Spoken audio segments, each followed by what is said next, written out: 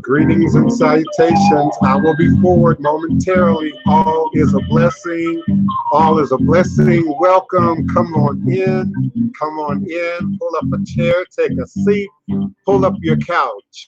But come on in and welcome to another edition of Evolutionary Revolutionary Hoodoo, New Orleans Voodoo Secrets and Recipes. Live on multiple platforms, live and in color. Come on in, welcome. All is a blessing. Greetings and salutations. Welcome, welcome, beloved. Welcome, beloved. Come on in. Greetings. Come on in. Welcome. And come back home. Come back home. Come back home to Africa. She's calling your name through the wind.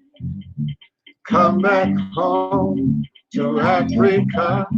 The fatted calf and golden rain are waiting for you once again.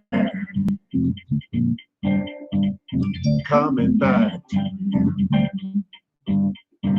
I don't know what's going on with my Instagram, but you can still view me on Periscope. You can still view and participate on YouTube Live. You can still view and participate on Facebook. Come on in. Come on in. Da, da, da. Come back home to Africa. She's calling your name through the wind. Come back home to Africa. The fatted calf and golden rain are waiting for you once again. Coming back to you. I'm longing for my family. Coming back to you. Out of bondage and now I am free. Da da da da da. Da da da da da da da da da. Welcome, come on in, welcome, greetings, greetings. Voodoo, voodoo, root work, conjure. Come on in, spirituality and religion, Ifa, Voodoo. Come on in, Akan. Come on in, Yoruba. Come on in, Igbo, Hausa. Come on in. Come on in. Welcome. Greetings. Greetings.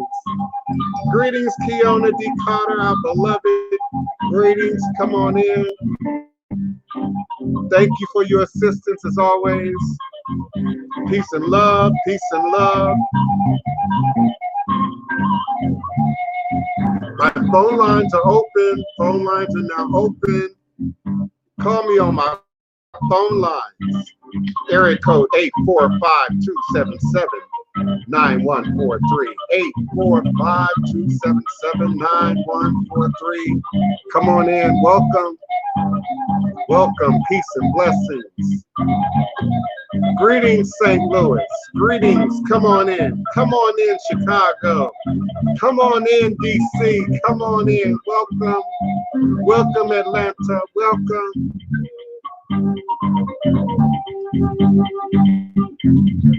Come back home to Africa. Come back home.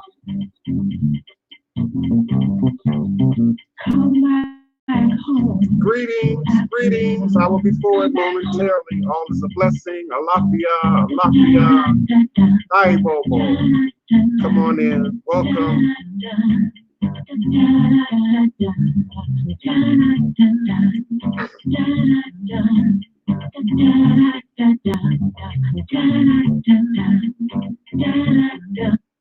Greetings, divine, all blessed, peace and love, joy and prosperity, manifestation and revelations. You are now sitting live and always in archive at your leisure and convenience with the Divine Prince, Pan-African spiritualist, practitioner, author, and advisor, Elagun Oloye Hoodoo Obeya Bokur, sharing with you in all things spiritual, mystical, metaphysical, cosmic, evolutionary, revolutionary, healing, and holistic from a Pan-African Hoodoo world spiritualist perspective. Understand that all is truly and indeed a blessing. If you can just see beyond the veils, for it is all just an illusion. It's all just an illusion and a test, and one of the greatest divine mysteries of this life cycle. This is my constant prayer, my mantra, affirmation, reverberation, and it is my ever living reality is crucial to the very foundation of my understanding, my teaching, my walk, my works along this divine, all blessed life path and journey. And it is how I, the divine prince, make sense out of all that we're challenged with here in our daily existence on Mother, Father, Earth. And it is my personal place of power and understanding. It is the place from where I begin, the place from where I realize and crystallize all my endeavors, understanding that I and I alone create and co-create my divine destiny, and I alone create and co-create my divine, all blessed reality. And so it is. Ashe, Asheo, Ashe. Welcome always. I'm always humbled, honored, appreciative of those who take the time out in the middle of their day, high noon, U.S. Central Standard Time, to be a part of this squared circle of gods and goddesses, revolutionary hoodoo, New Orleans voodoo secrets and recipes. Today is April 28th, 2020. I believe it's Wednesday. I'm not really keeping track of days very well. It's Tuesday, April 28th, 2020. And I am emanating and vibrating with you and for you now, live, virtually, verbally, cosmically, quantum universally from this working temple of the House of the Divine Prince, Tide Potions, and Hoodoo Central LLC in this beautiful, historic, legendary, and most enchanted city in America, New Orleans, Louisiana. Historic Treme, New Orleans, Louisiana, the land of my ancestors, and those who came before me along this voodoo, obey, bokur, spiritualist life path and journey, passing down that great obeah stick along with the knowledge of the life-giving healing herbs, plants, roots, spirits, minerals, rituals, etc., etc. I'm always humbled and honored and appreciative to be here with you in this format. Now, multiple platforms, too many platforms for me to now enumerate.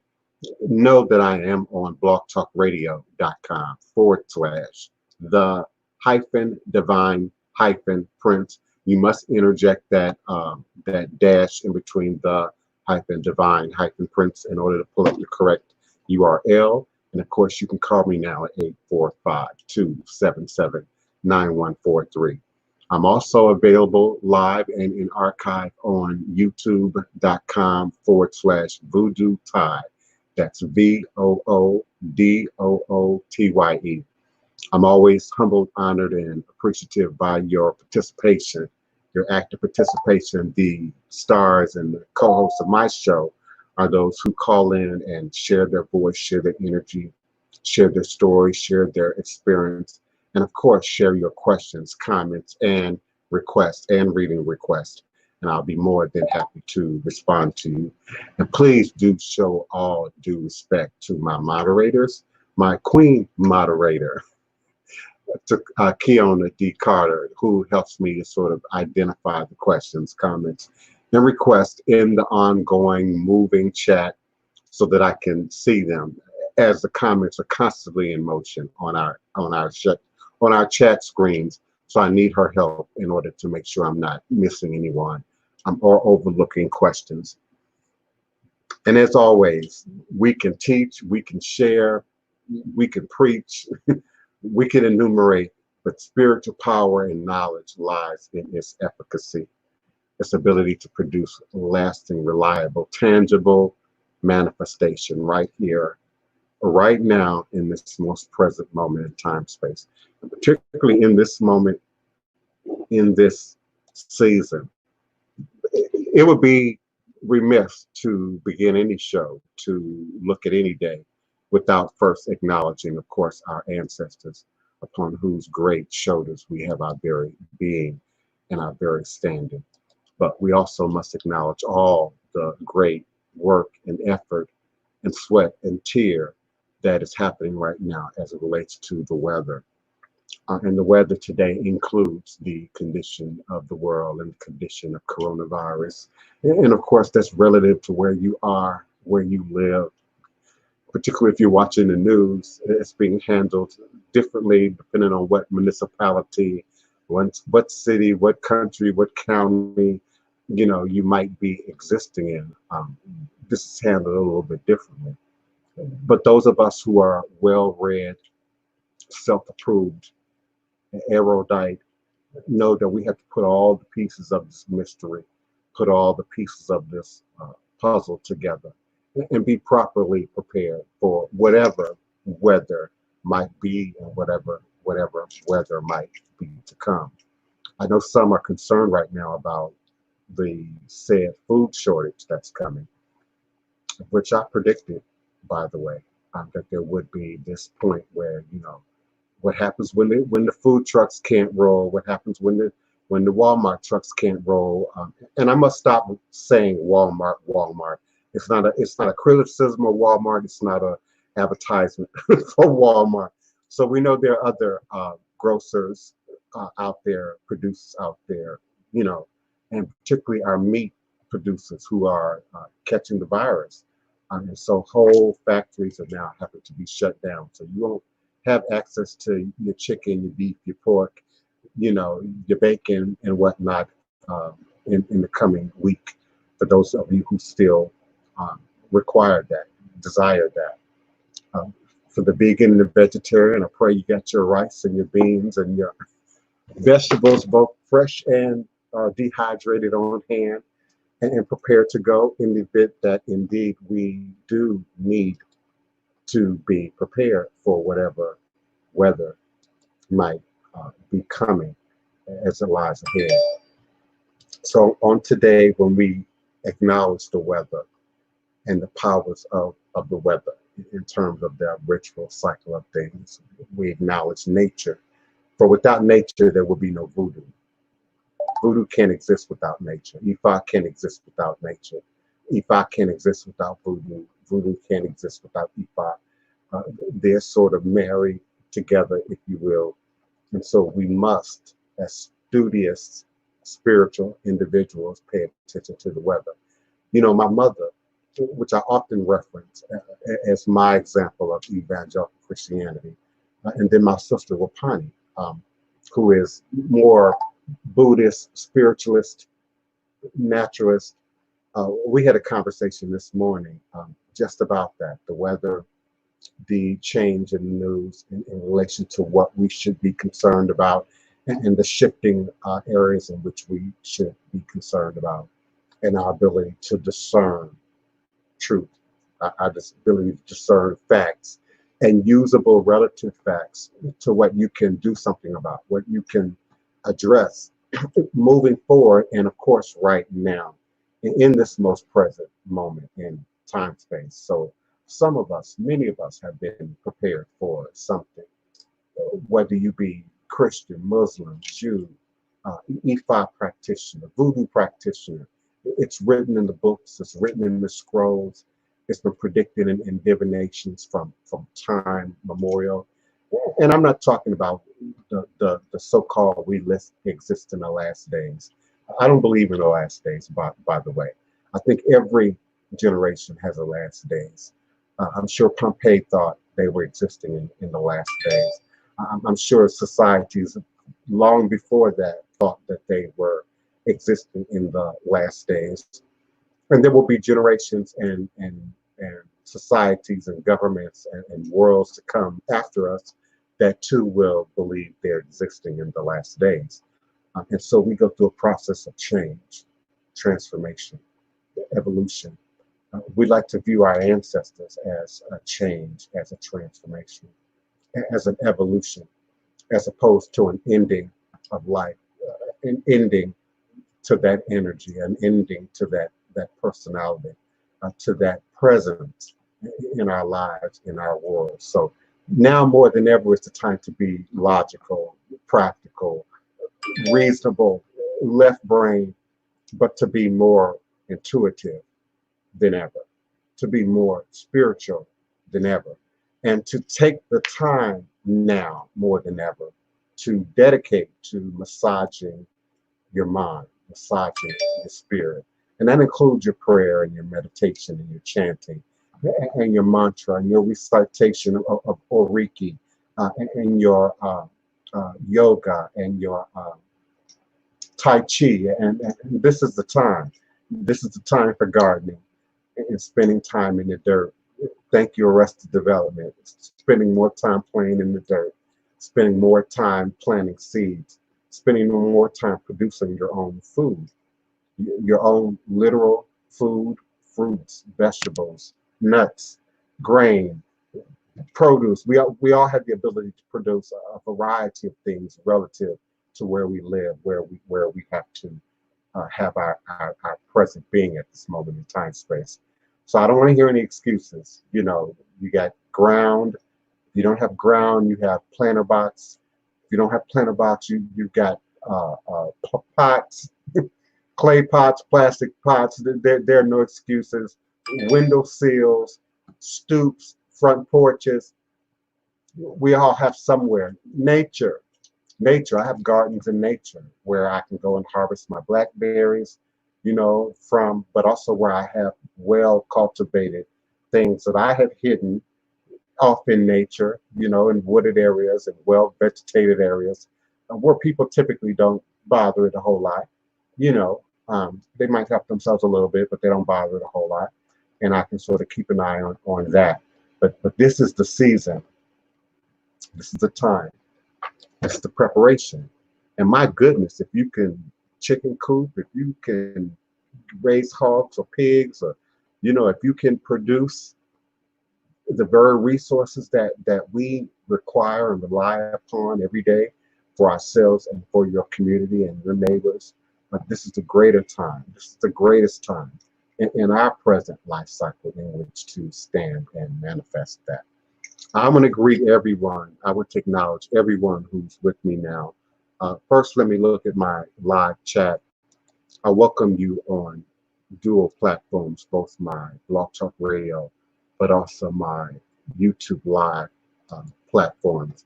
And of course, my StreamYard, which pulls in my community from various platforms. So greetings to each and every one of you individually and collectively. Jennifer Anderson, greetings and salutations, beloved. Tamara Bragg, greetings to Kia Jet, welcome. Keona D. Carter, thank you so much for moderating.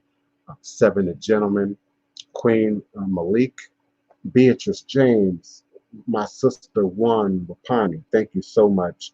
She says, I have no voice on the Blog Talk Radio. I'm not clear as to, okay, here we go. That's because I've been muted on the Blog Talk Radio for 18 minutes. It's always right about 18 or 19 minutes before someone alerts me that I'm still muted on the Blog Talk Radio before I manage to come back in. And I appreciate your patience for staying with me. I'm on the phone lines. My other callers hung up.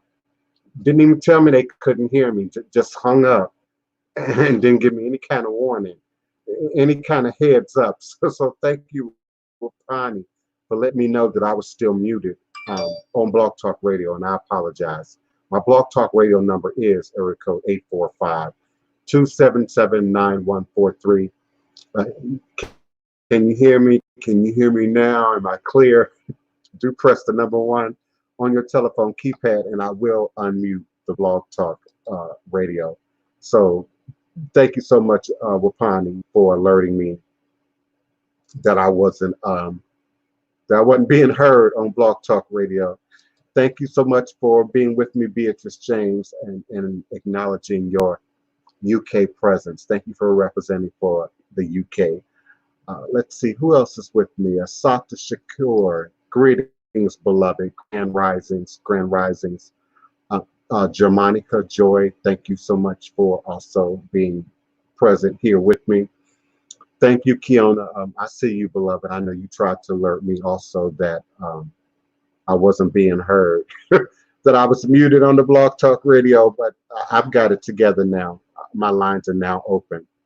So you should be able to hear me now with clarity. I appreciate that.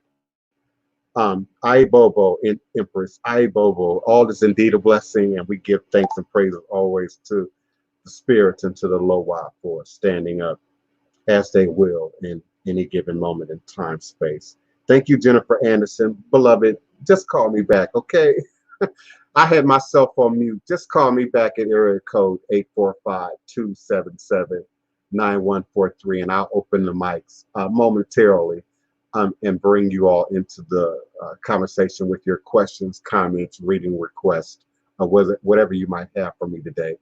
Eva Orisha, Mojuba Orisha. Greetings, Orisha. Thank you for always showing up and being present and bringing your ashe and your energy to this powerful platform of gods and goddesses in this square circle. I'm so grateful for all of you.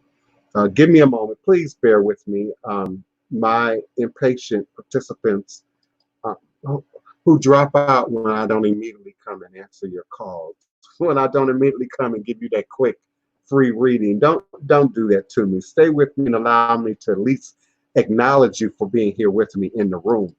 Thank you so much for always helping me and having my back. Wapani and Kiona. Freight is always moving 24/7. All day, the warehouses are piled high with food. And they did suggest that even at the governmental level, we have a short stockpile of food stocks. But just as we saw with toilet paper, not more than 3 weeks ago, there will be that slight panic reaction. People will head to the store and get what they can. And so it is suggested that people get what's available to you, get what you need, get what you can use, and then we'll see what happens as we move it forward. Greetings, April Anthony. Thank you so much for being a part of the show and your presence and your participation. Again, I greet you also, Jamanica J. So glad to be able to have you here with us on another live edition of Revolutionary Hoodoo, New Orleans Food Secrets and Recipes. Kiona, thank you so much for reminding us all to participate. Ask your questions, present your comments. Please use the phone lines, and I'll be more than happy to bring you in to the conversation. 314 area code, that's Missouri. I believe that's going to be Wapani. Greetings, 314. Yeah. Come on in, beloved. Your mic is open. Greetings. Greetings. I have a question about the lights. We were talking about that earlier, the lights in the sky. I thought that was just in Missouri, but we saw a string of lights go across the sky in formation rather quickly, and it was way too high to be planes or helicopters. My husband and my son believed it may have been satellites. I myself, my mind always goes in a different direction. And you had mentioned on the phone that the Navy actually was tracking that as well. What are your views on that? And, do you believe, I don't want to turn this into an alien program, but do you believe there's possibly, throughout history, they've shown in artwork, religious artwork, non-religious artwork, any major calamity, there's always some picture of a craft in the air with the calamity. What are your views on that? Well, first, I don't have a problem turning this into a show about aliens, ancient aliens, UFOs. I've believed and have said all along that they're interconnected. Ancient cultures and societies, how we view and understand God, religion, quite possibly how we view magic and how that made its way into world culture, but also in a present modern context. And what's happening now is present, modern, and then absolutely in context. One of my hashtags, context matters. Content matters, but context also matters. And so you witnessed something in the sky last night. And in a moment, I want you to go a little bit more into detail about that. Last night, I noticed something in the sky. As I went to close my classic historic Treme shutters, as I do every evening, um, as it gets dark, I look up and I see the crescent moon in the sky, and I see what I first think is Venus, because Venus is often really bright and really close to the moon in the evening sky in the summer months or early summer months. So I'm thinking it's Venus, but it's in motion. It's moving, so it couldn't be Venus. So I stopped to pay closer attention, and now I'm thinking it must be, what is it? The space station, the space shuttle. No, the space station, because it is said that in the right lighting and under the right conditionings, um, you can see the space station with your naked eye. So I assume that it's that, and I come on back in the house. It is only earlier this morning that I start getting the tweets about the Pentagon releasing 3 UFO videos taken by U.S. Navy pilots. And this previously leaked videos were declassified to clear up any misconceptions as to whether they were real or not. The Pentagon on Monday released 3 declassified videos that showed U.S. Navy pilots encountering what appeared to be unidentified flying objects. The grainy videos, which the Pentagon says depict unexplained aerial phenomenon, were previously leaked, with some believing they show alien UFOs. The Pentagon said it released the footage to clear up any misconceptions by the public on whether or not the footage that has been circulating was real, or whether or not there is more to the videos. A statement by the Department of Defense released on their website. So there's clearly something going on in the sky, and as my sister mentioned, it is a historic account. It's a historic occurrence often that during times of calamity, during great times of war, during great weather upheavals, that these UFO, if you will, are documented. Even if we think about before our present modern technology, even if we think about the great painter, what's his name? Is it Da Vinci? The great painter? Yeah.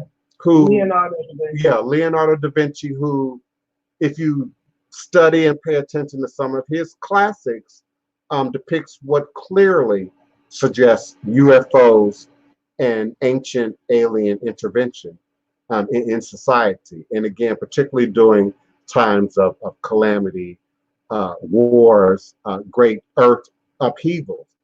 So I absolutely think that there is something to that. I absolutely think that that's more than just, I mean, it's a conspiracy theory still. We often try to give just the phraseology conspiracy theory, sort of it can't really be real, or it's something exaggerated, but there is real conspiracy theories that should be looked at and that should be examined. And then there are those conspiracy theories that don't really make any sense at all and find their way into pop culture and now present social media and internet culture. And yes, we should also look at those too and examine them as well, but be able to discern truth and identify things for what they really are. What exactly, Wapani, did you see in the sky last night?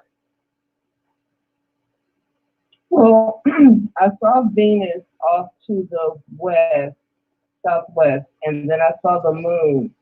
And to the northeast of the moon, there was a string of about anywhere from 5 to 8 bright lights in a row, spaced apart, and they were moving quickly across the sky towards the northeast.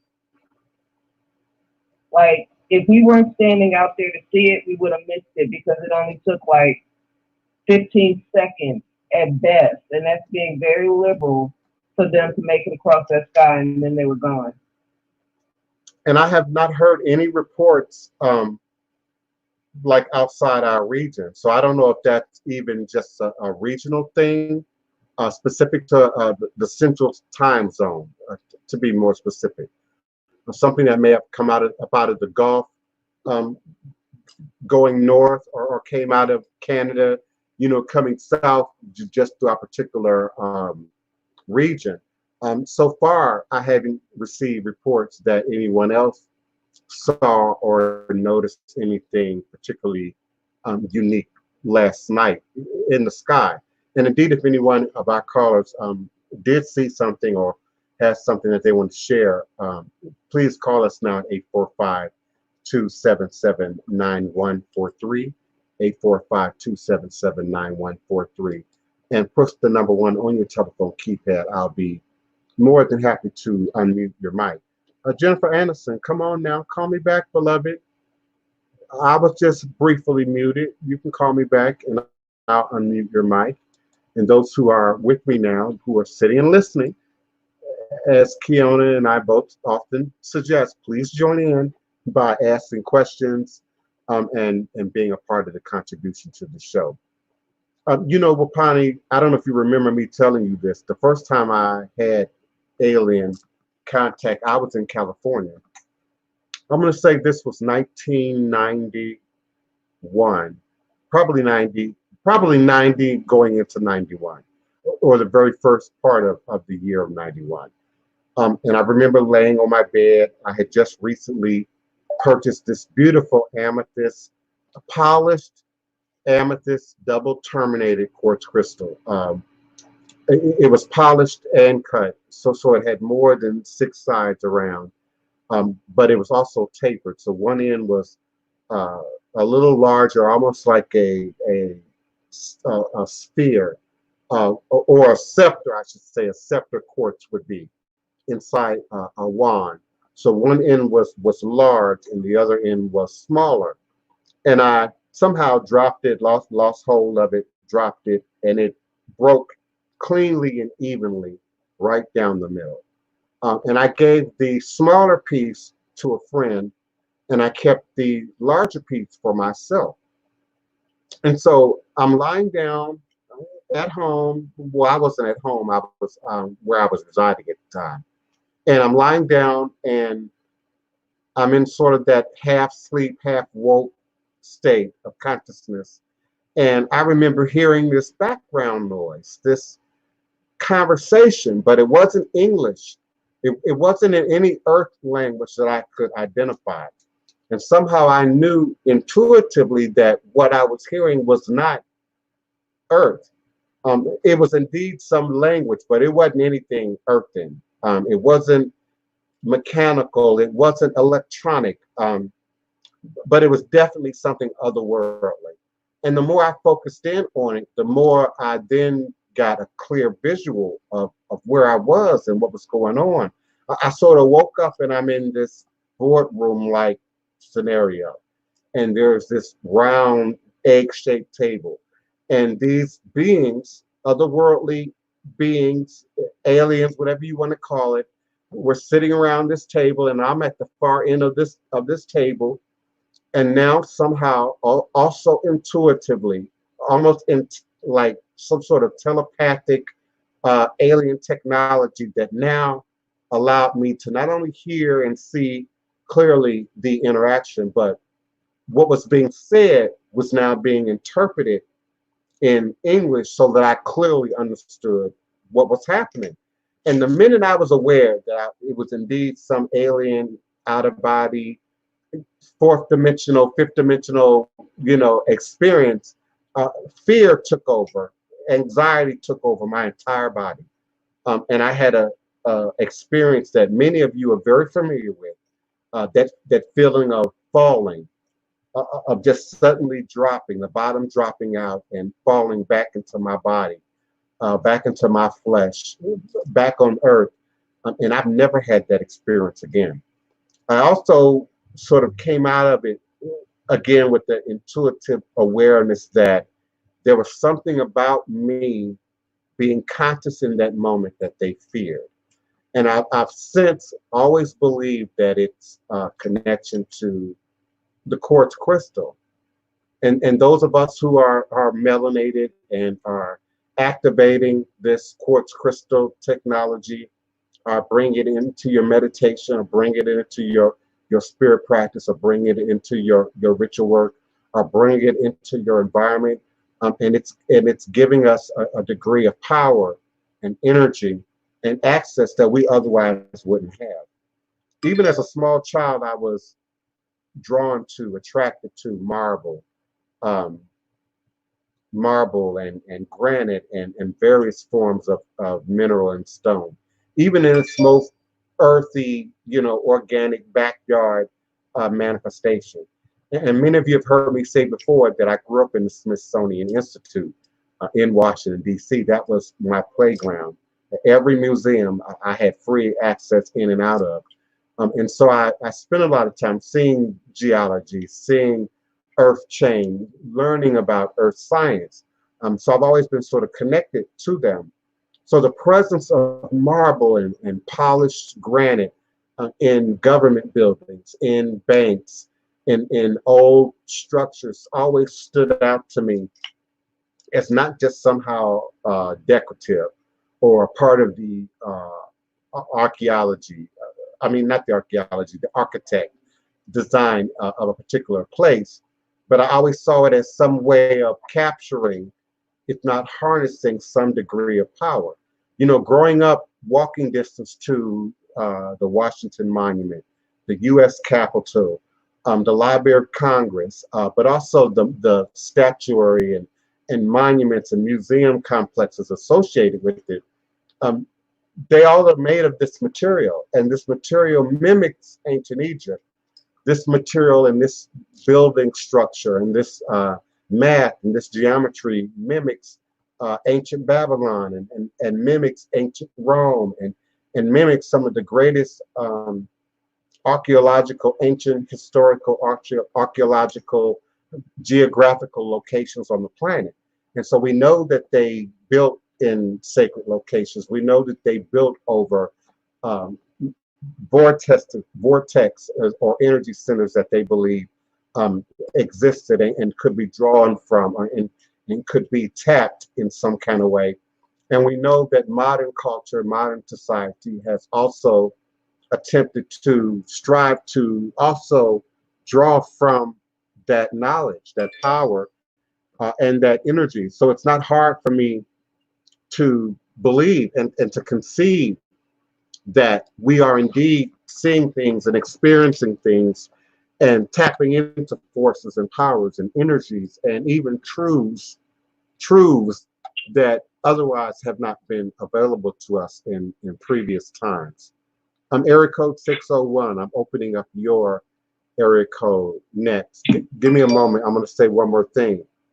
I also look at the speed and timing in terms of what science says is, Neanderthal man, archaic man, versus modern man and our technology and our growth in technology, particularly in the last 400 years, 200 years. And indeed, is it our exposure to these materials, these minerals, these stones, these rocks, even if it was first through technology, is it now also heightening, opening up some channels in us that didn't exist in humanity previously that are also allowing us these experiences? Area code 601, I believe you're calling from Mississippi. Who's calling and where are you calling from? Yes, sir. Greetings. This is Jennifer Anderson. How are you doing? All the blessings, beloved. Thank you so much for calling back. Yes. I was just calling because I had a question the other day. It doesn't have anything to do with UFOs or whatever you're talking about. It was a question about my ancestors. Yes. I do talk to them. and I do try to use them in my spiritual path and ask them for guidance, but my path is different than theirs. They were all, traditional Christians. And I didn't know if that would block them from communicating with me or, letting me ask them for guidance. I know they love me, but I don't know if they're like particularly okay with the way I practice my spirituality. Does that make sense?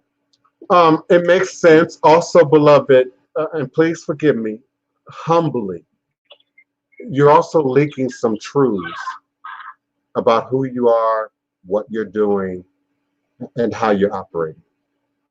So I can tell just by your questions, just by how you asked your questions and some of your commentary. Let me erase that. Let's do it this way. What system are you practicing?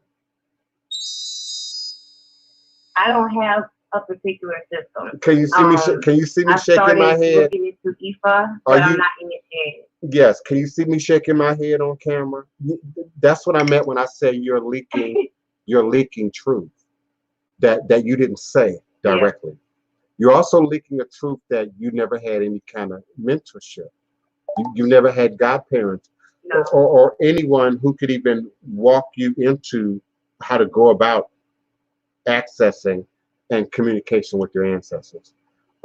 Also, you opened up with I communicate, I think is a word, or talk to my ancestors, and immediately the light went off. How do you do that? How do you know that it is indeed your ancestors that you're talking to and who are indeed giving you the response? Now, I don't know if you've heard the last maybe week of shows, because we've talked about it sort of off and on more than one show. Sometimes we want things, we ask for things, particularly when we're desperate, particularly when it's urgent, particularly when we need an immediate need met. And there are other energies, other spirit forms, even disembodied life forms that exist in the spirit realm that then respond to your request. Sometimes negatively, sometimes positively, sometimes in a way that's completely, not even in line with what you're looking for. So that has to be clarified. I also heard you say, I'm doing a different path or a different spiritual thing. And then I heard you say, well, they're all Christian. You haven't done your ancestral work. There's no way all your ancestors are Christian. There's no way. There's no way. I've done my ancestral work. Thinking. I don't know the ones that weren't. I just I've only gone back so far, like to my great grandparents, and that's as far as I've got. And that's a question that I would indeed, please forgive me. That's a question that I would indeed ask any client, any godchild, any newcomer is, well, who are your ancestors that you're communicating with? Who are the ancestors that you're talking to? And most people are going to say, oh, well, they don't know specifically. Or they're going to say, they've chosen a few particularly that they, are connected to. But that's why I say also that spiritual work is great. Spiritual work is the way we've done this in time immemorial. But having that DNA information is so powerful in connecting you to exactly who and what. But even with that, even the magical book says, test the spirit. No, is it of God? No, is it of the devil? No, is it of your ancestors? And if it is of your ancestors, who? You have a mother and a father. Right. Even if you have no relationship with your mother and your father, you have a mother and a father who subsequently have a mother and a father. And so therefore you have 2 sets of grandparents, 4 sets of grandparents, great-grandparents, et cetera, et cetera, et cetera, et cetera.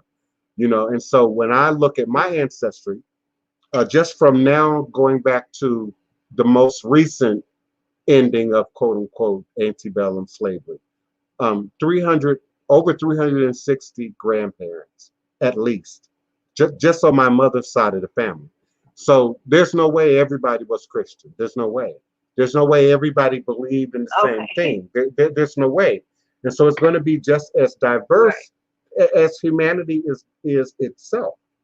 And that's why we do ancestor work and divination, to clarify, even within the context of that, who and what we should even be pulling from. I had a caller the other day, wanted to connect with someone who had most recently and become the sea. I'm going to come to you momentarily, beloved.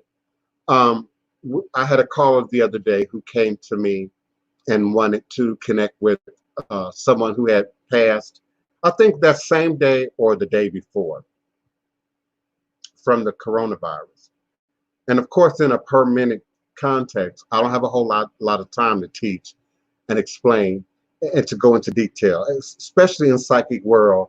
And I'm having to type it, at the same time. So I didn't have time to really go into detail. But if I had that time, and she was listening to me now, just imagine passing over, being a bit in a state of shock, just like an infant comes into the world in a bit of a state of shock, hollering and screaming, don't know quite what the hell is going on. Where am I? Who are you? Might not even be able to see clearly. And now you want to ask questions. Where did you come from? Who are you? Yeah. What are you bringing? So not every dead is to be communicated with. Not everyone who's passed over is to be counted, quote unquote, as an ancestor. No more than we count everyone over 35 as an elder in the living realm. So again, that's the kind of thing that shows up in ancestral work and divination, and people who've had some kind of hands-on, guided walk into, tour into, instruction into how to commune and connect with your ancestors. I say this a lot, but I'm gonna say it again, beloved. Keep a journal, by all means, no matter what you do right now. Okay. Write down everything that you see, everything that you feel, everything that shows up in these dreams. And then, of course, you got to connect it to your waking state. So, your nature signs, your moon signs, your waking visions. Connect that. And then, of course, the things that you're actively involved in, your career goals, your expectations and aspirations for life is really where we expect the power of this connection in spirit to really show up in. I'm in connection with my ancestors, but can they help me, maintain my life, or pay my bills, or raise my kids, or, etc. There's a way that power trickles down, funnels down, shows up again later on in other aspects of our lives. And sometimes you don't figure that out until you're 70. I'm amazed at the things that I hear my mom say now, at 70 or in her 70s, that go back to her childhood and what her mother would have said or did not say, or what her grandmother, would have said or did not say, and how she's just now gaining clarity of some of that, because it takes experience. It takes living life. It takes seeing life from more than one perspective sometimes to really understand the fullness and the gravity of even our own magic, our own power. So keep doing that, beloved. Please stay with me. Okay, I will. Your mic will remain open. Just mute yourself so that we don't hear your background noise. And then if you have a question or comment later on, just unmute yourself again and politely come on back in, and we'll help you. Let's see. Thank you so much. Thank you. Greetings, Mom. Thank you so much for being present and being with us. Greetings, Sterling Miller. Anyone else who I haven't acknowledged? Dee Heyman, thank you so much. I appreciate you for being a part. Become the Sea asks, and I believe this is my next question in the live chat. Am I familiar with the works of Scribe Ras Ben, Rocks of Ages? It's a great book about indigenous uses of crystal and mineral nation. I am familiar. Y'all should know by now when I get quiet, I'm trying to be diplomatic. I'm trying to find my words. I've been studying, as I just shared, crystal, mineral, and stone since I was 4. 4 or 5 years old, and I was born in 1966. So there aren't a great deal of book authors. Now, modern, that might be different. If the writer is new, if the author is new, if the prophet is brand new, never written before, I might be just completely unfamiliar, unaware. But a lot of people I'm well aware of, well read, well versed in. Um, Man, there's just so many deeper levels of understanding of this knowledge that I can and introduce you to in terms of book study.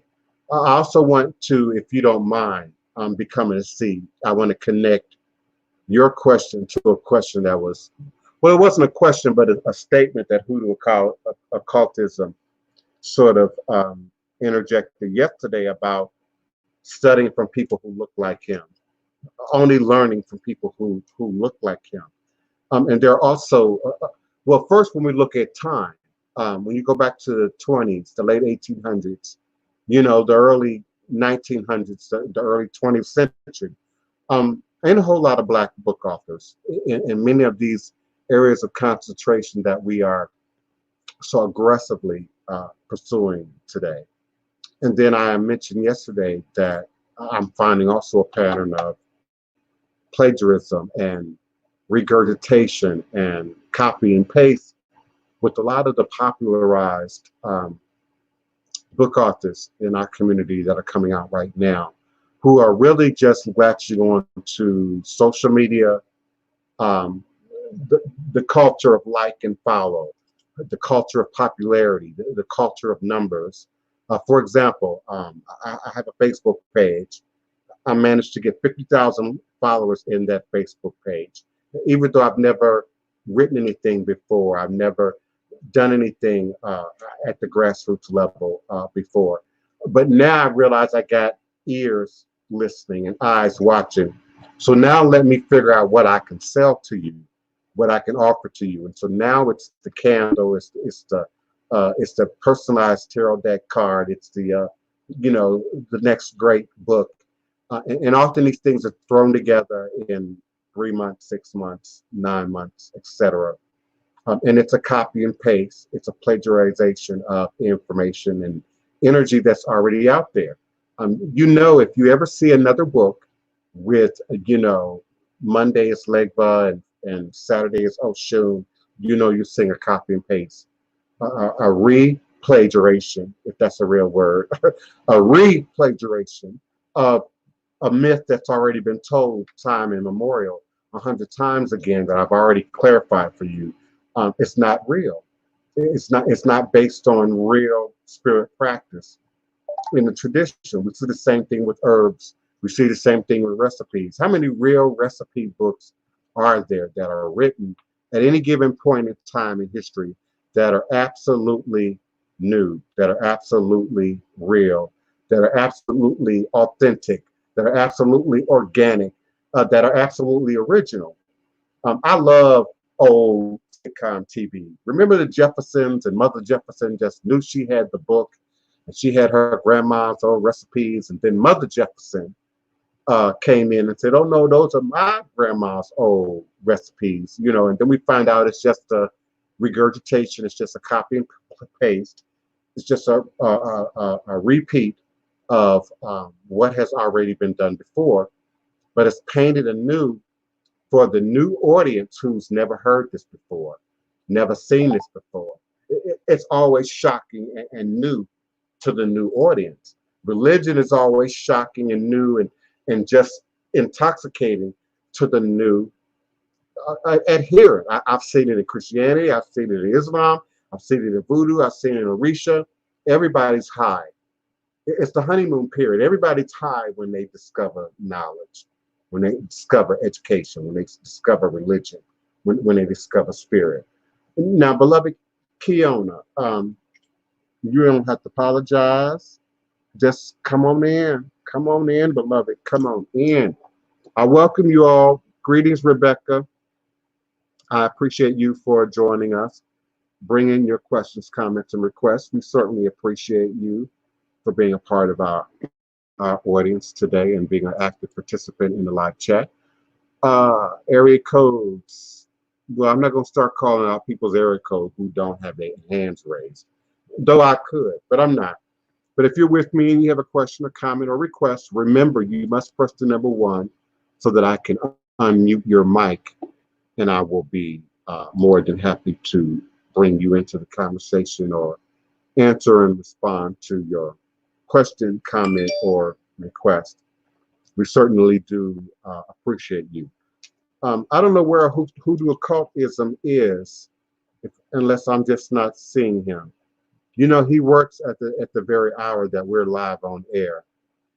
But Keon, if you have something to say, please call us right now with your comment or your clarification or whatever it might be. Help me to keep this show rolling. Area code 612, greetings and salutations. Welcome 612. Your mic is now open. Hi. Who's calling? Where are you calling from? Hi, it's Sterling. Yes, Sterling. Where are you calling My from? name is Sterling. I'm calling from New Orleans. Oh. I have a Minneapolis area code. But, Oh, okay. Greetings, beloved. Greetings. Thank you for calling in. I was wondering.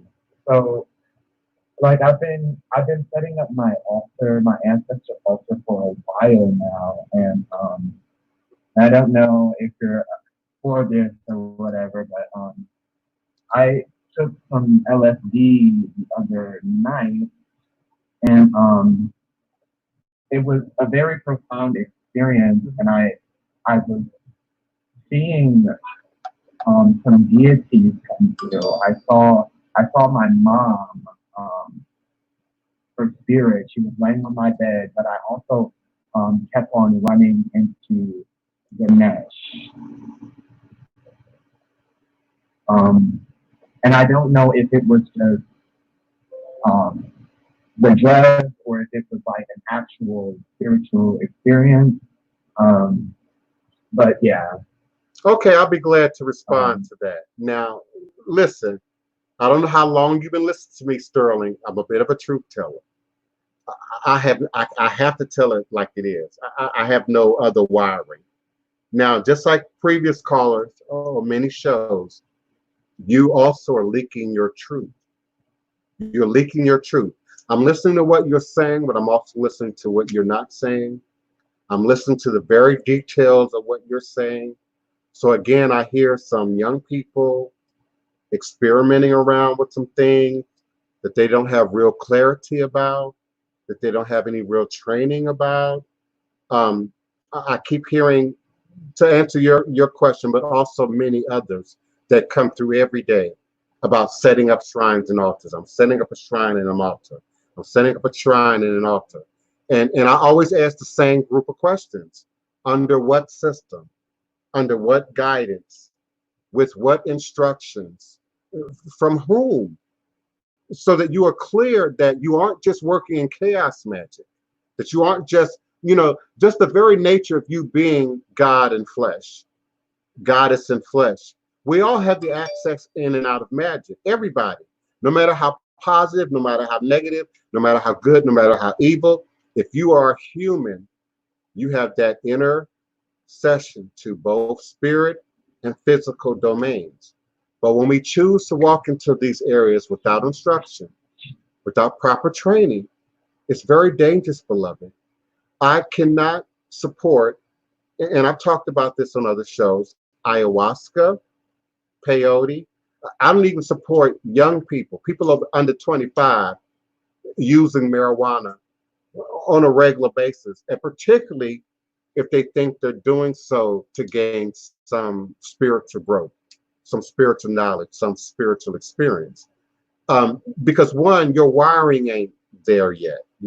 Your frontal cortex is not even quite developed, particularly as a male, until you're at least 25. And if we believe the magical book, and if we believe ancient cultures, 33, 35 is when your consciousness and your brain and your wiring is fully developed. You also introduced Ganesh, or a specific deity that we would connect to a specific path. And so, how long have you been practicing Hinduism? I've never practiced Listen, Hinduism. you didn't have.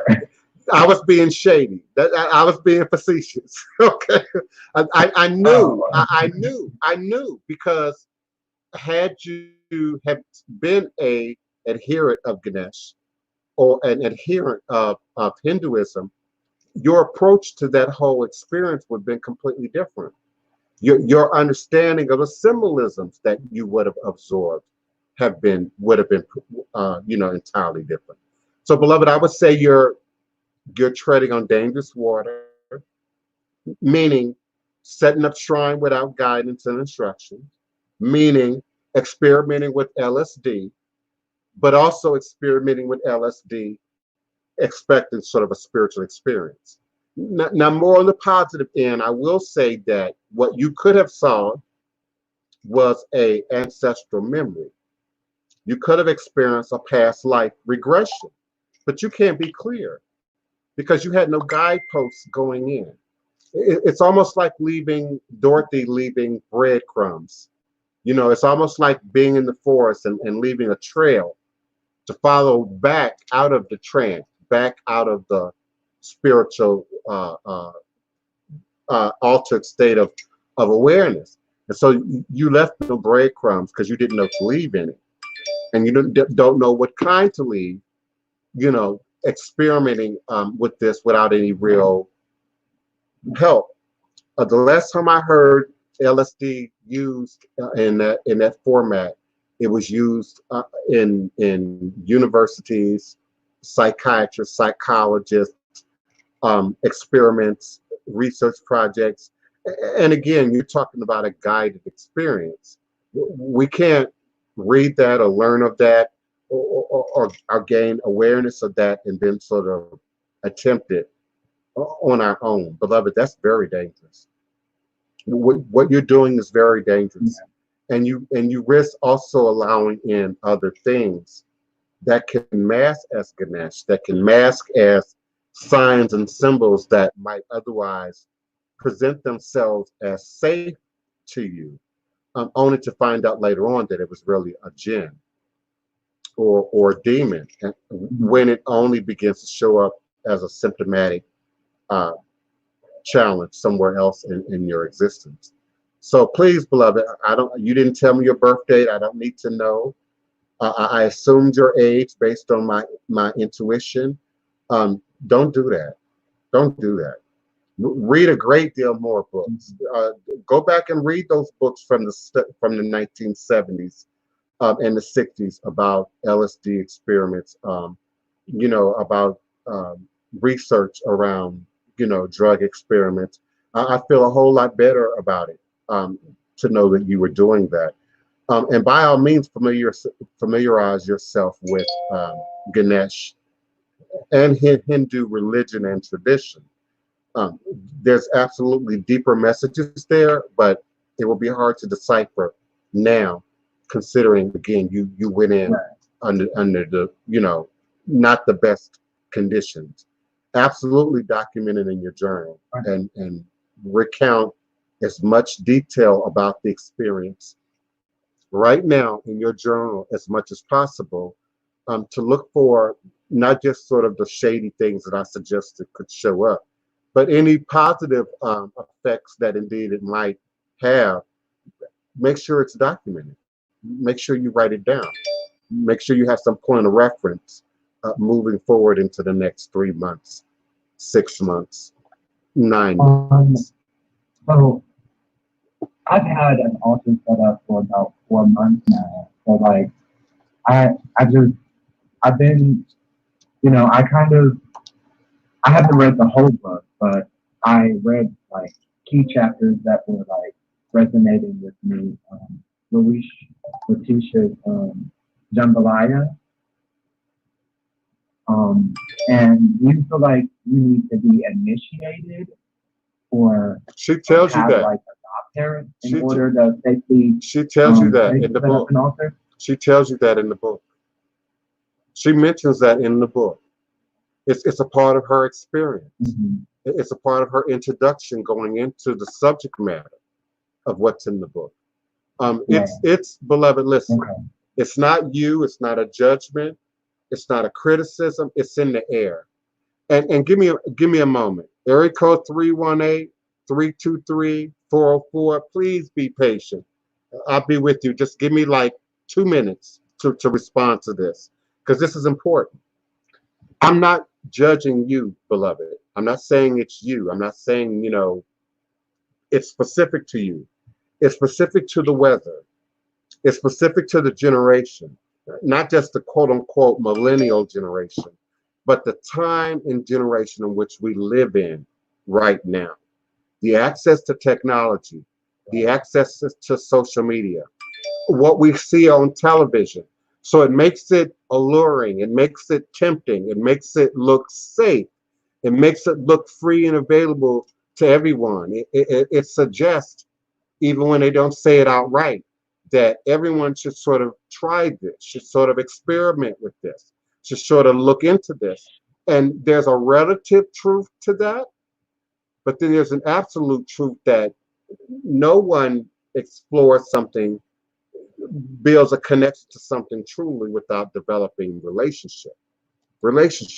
So yeah, you've got to get a mentor.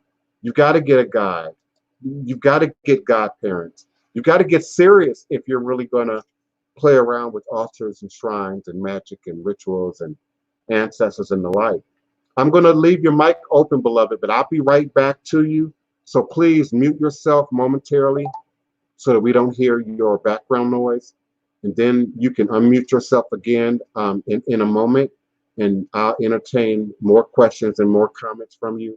But I have other hands raised, and I don't want anybody to get impatient and hang up on me before I can answer their questions. Area code 318-318. Who's calling and where are you calling from? Is that Houston? Yeah, this Voodoo culture. Greetings, beloved. Thank you so much for being with us and being a very important participant and contributor to the show. How's everything where you are? Beaumont, Texas. How are things where you are? Yeah, I'm in Beaumont right now. How are things where you Hello? are? It's pouring down raining right now. So if you hear the background noise, it's just the rain and the thunder. No, how are things where you are is something that I would ask, generally speaking, normally every day, and particularly right now with the coronavirus going around. Very limited resources. You got to get to the store early. No paper towels, hardly any tissue, no alcohol, cleaning supplies are wiped out. I mean, it's a mess. Did you have any questions or comments for me today? Yeah, I wanted to pick back up yesterday and clarify what I was saying, to Kiana or whatever. Please go ahead. Now if you hear the rain, it's raining hard. But I was saying that Kiana said we need to heal. And what I'm saying is, okay, I understand that people need to heal, but right now I'm focusing on healing my people, right? And you also said that, hey, if it wasn't for these people that's outside of our community as Black people, you wouldn't have any money and you'd lack resources, right? But that's a contributing factor of what's going on today with oppression of our people. It's like I said, it's 76 billion of us on this planet. Why don't you get money from our people? Well, there's a reason why you don't get money from our people, because systematic oppression. Be careful. It don't make no sense. Be careful. Okay. Because I'm listening Okay. I'm listening to every word you say right now. Be careful. Be careful. Okay. Because we can't say systematic. We can't say systematic oppression. If black folks are buying $300 gym shoes, got $40,000 cars, but ain't got no savings account for their child's college future, ain't got no paid health insurance, don't say it's all the system now. Don't say it's all white supremacy. You know, your hair is dead, your nails is dead, you on point. You know, you got cable TV. Don't say it's the system. You said yourself, look at the Hispanic community who might have 10 family members in one house. They're not buying no $300 gym shoes. Everybody in the household ain't got no $40,000 car. They ain't got no cable, you know, and they're managing to make their goals. So be careful. I'm not saying that what you're saying is quote unquote wrong. Understand there's what's called relative truths, and then there's absolute truths.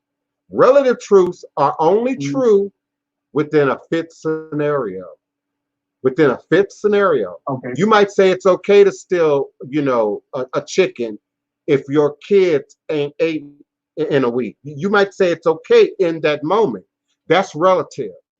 But then there's absolute truths that don't break down under any condition, under any scenario. So if I accept what you just said, how do you explain that most of our, if not your grandparents, because I might be a little bit older than you, then maybe your great-grandparents and your great-grandparents, and even your great-great-grandparents, under the most oppressive conditions, most of them had their own land, had their own house, had something that they could leave down to the next generation, even if it didn't make its way down to you. So we can't say that it's the system entirely. We can't say that it's white supremacy entirely. That don't have anything to do with the end of the day, how you count your money, how you pay your bills, how you place your sense of value. Now, there are things that can taint that are a product of white supremacy. Mental health, a lack of food security, lack of nutrition, lack of resources and availability. But that's relative, once again, to where you live. That's relative to what you understand about what's even available to you. So that's what I meant yesterday, and I'm sure Kiona gonna jump in here eventually at some point. That's what I meant yesterday when I said, hold up on that whole Black Power bus. I'm probably as hold on, I'm probably as Black Power as they come. Remember, I'm a product of the 60s. I'm a product, I grew up in the 60s and the 70s. So I can't find very many people who consider themselves Black nationalists or Black Power or Black conscious who are even on my level. Who've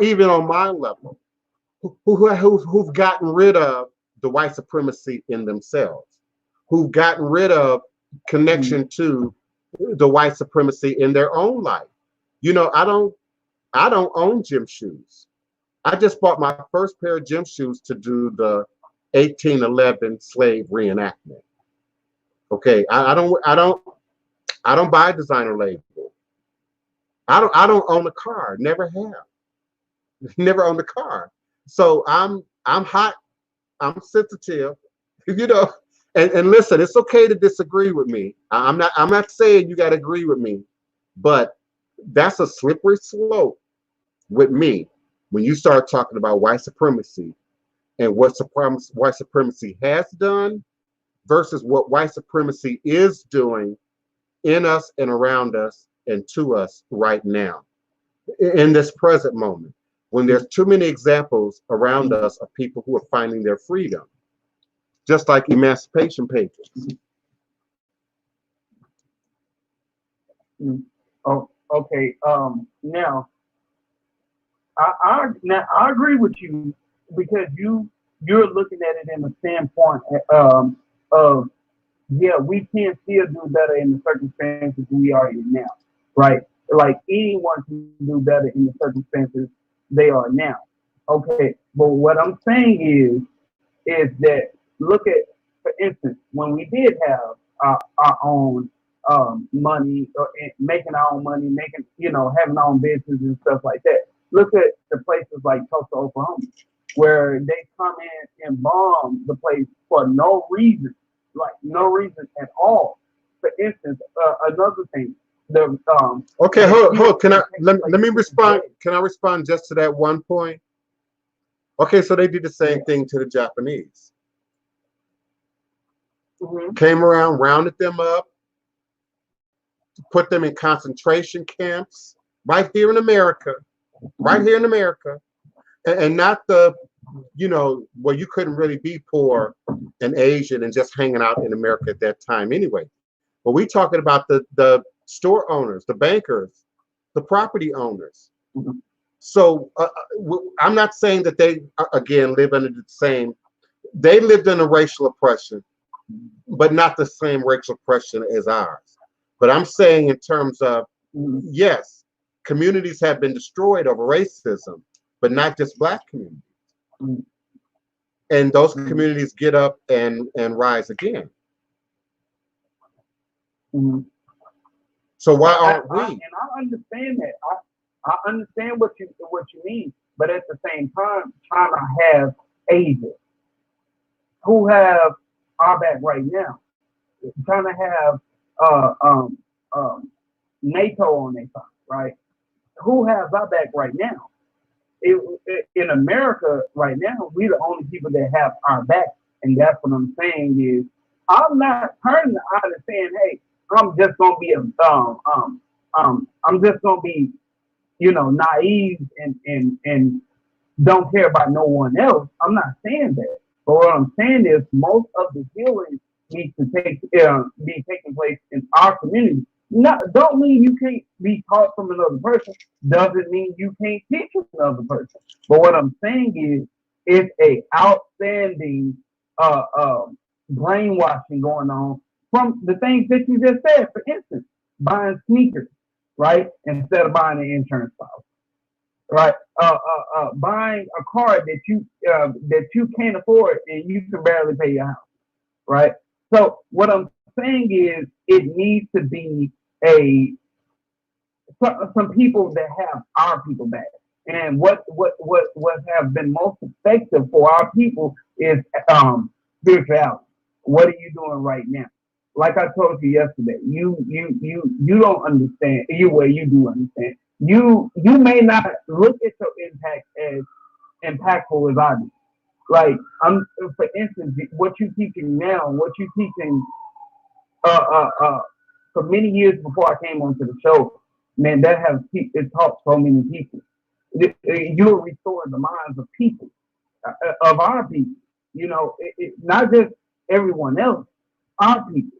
And that's what I'm focused on. I'm not saying be prejudiced to anyone else because we can't truly be racist. Prejudice is more of the definition for us. I'm not being prejudiced, but what I'm saying is most of the healing needs to be taking place in our community. Okay, let me interject. Let me use different language. I don't think you're being prejudiced. I think you're being blind. I think you're in denial. I think you're so fueled up by white supremacy and racism that you can't see clearly. That you've ingested the white supremacy and the racism pill till that's all that you can see.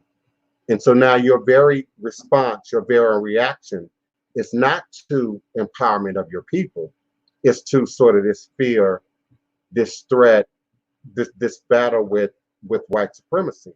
At some point, you got to put down the battle with the monster and address the very thing that you just said that you're most concerned of.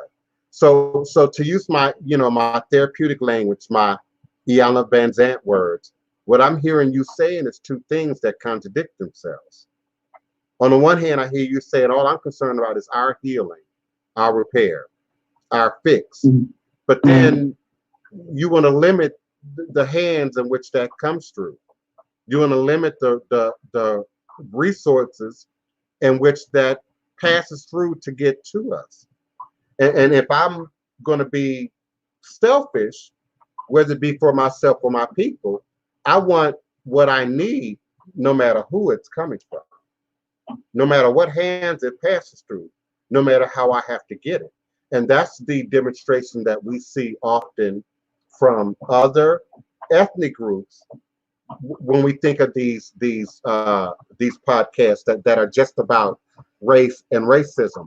And we say, oh, well, the Hispanics are doing and the Asians are doing, as if they don't have division, as if they don't have aspects of their family that are also in conflict with modernization, westernization, the white man, if you will.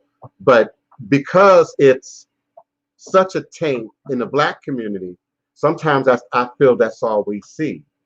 You heard me talk about the more global Pan-African, Trans-African worldview. Well, I don't find that among that many African Americans, because we can only see through white supremacy as we have experienced it, as we can relate to it from this purely US-based contextual context. So even when people come in from other countries, from other ethnic groups, even other Black and brown people from around the world, they don't understand us in that relation. They don't understand how we're operating. Yet we constantly use them as a reference to how well they get along, how well they can unify. Well, they're not blinded by white supremacy. They're not blinded by racism. They're not blinded by prejudice. Right now, they say the Chinese are experiencing heightened levels of prejudice behind this virus. But how often do you see them protest? How often do you see them carry a sign? You know, no, they better protect, they better prepare, that they build their own neighborhood, they build their own gated community. You know, they don't have time to focus on just the problem when there's more energy that can be invested in the fix.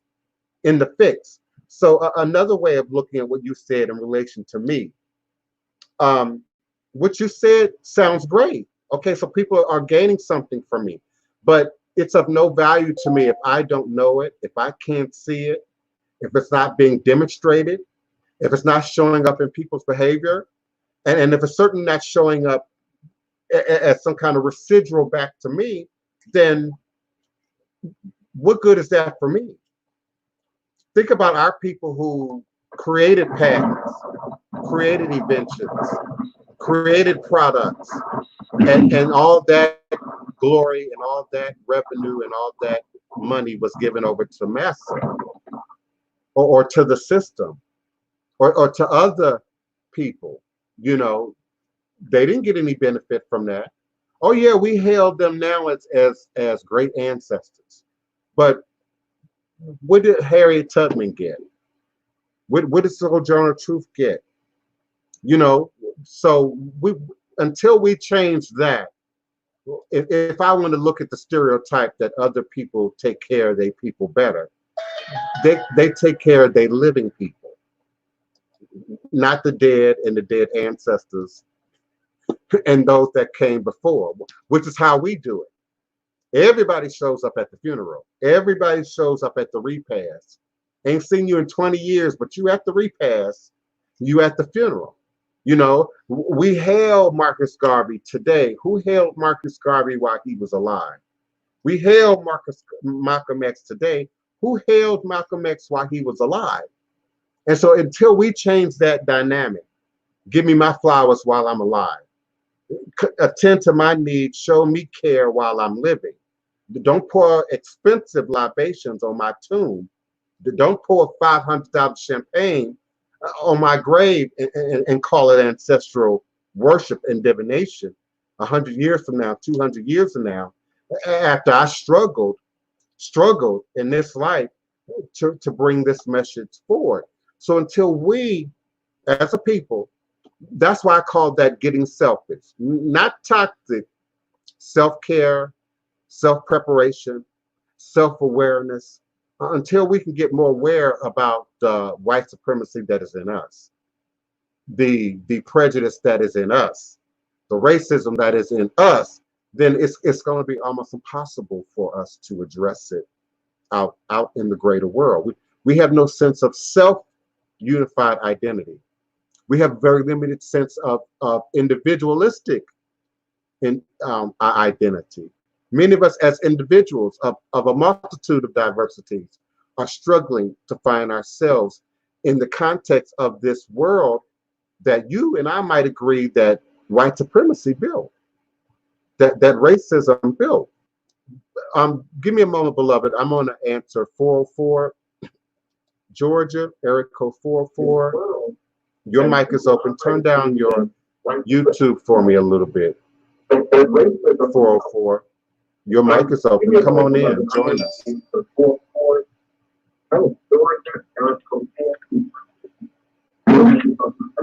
404. We got dead air here. Come on, beloved. Did you have a question or a comment? Did you have a question or a comment? I need you to turn down your YouTube. It's a delay. Okay, I turned down my YouTube. Okay, how can we help you? Yeah, Who's can you hear calling? me? Yes, who's calling? Where are you calling from? Who's calling, beloved, and where are you calling from? You may be listening on a delay. That's why I asked you to turn down your YouTube. All right, I'm going to move forward. Area code 323. I think that might be Keona. Area code 323. Greetings, beloved. Your mic is open. Welcome. Greetings, all. I need to come on in this house. I need to come on in this room. I don't have time to play. Come on in. This topic is good, and I appreciate this. Okay, so yesterday there was a comment made, and it says, you can't teach me nothing if you don't have more than me. And that's where I feel like we failed as a people, because we look at material, and then we get money, and then we go make the European fashion designer more wealthier than what they were. And then we stand there on our social media platforms with our fashion designers on that we've made the Europeans more rich with. In fact, we've made it because we're able to say here $1,000 shoes. Mm-hmm. Even myself included. I was on the spiritualists that weren't authentic and spent thousands of dollars. Then when I get amongst authentic spiritualists, and I'm like, well, what can you offer me? What can you give to me for free? Mm-hmm. Because I've been seduced and reduced. Mm-hmm. And when I went to the spiritualist who did help me, you look like me, but there were some that didn't. There were some that didn't even speak the same language as me, but they were able to put Florida water in my hand. They were able to give me words of encouragement. They were able to give me crystals. They were able to bless me and help me to understand what I was dealing with. So this ATR is nothing new to the world. This is not front page news for the world. Mm-hmm. Spirituality in the Black community has never been an issue because we can shout the church down. We can go to church on a Sunday and be there till the sun go down. There's never been an issue. The issue is that we have to come together as a people. And if somebody can help us that don't look like us, you can't turn a blind eye or a blind or deaf ear and say, oh, well, you can't help me because you don't look like me. You can't help me because no, open up and have exposure. Come outside of your yard. There's a whole world out here. Mm-hmm. So the very person who can help you may not look like you. The difference is the other ethnic groups then take the resource back home, back to the community, back to their families. We see foreigners and foreign nationals come here from all over the world, get their education, get their great degrees, gather resources, and send it back to Haiti, send it back to Jamaica, send it back to Nigeria. And it is said almost universally all over the world that everyone does that except African Americans. So in that perspective, I agree with Hoodoo occultism that we must look at racism. We must look at white supremacy in order to diagnose our own mental health, to diagnose our own imbalance, to diagnose our own inability to function in a very human way. It's not a black way to look out for yourself. It's a human condition to look out for yourself. It's a human condition to protect your family, to protect your community, to protect the other members of your community, not just a black condition. So we've got to look at how we think, how we are processing things, how we're allowing things to sort of pass through this noggin here, you know, in terms of digesting of the information that we receive every day.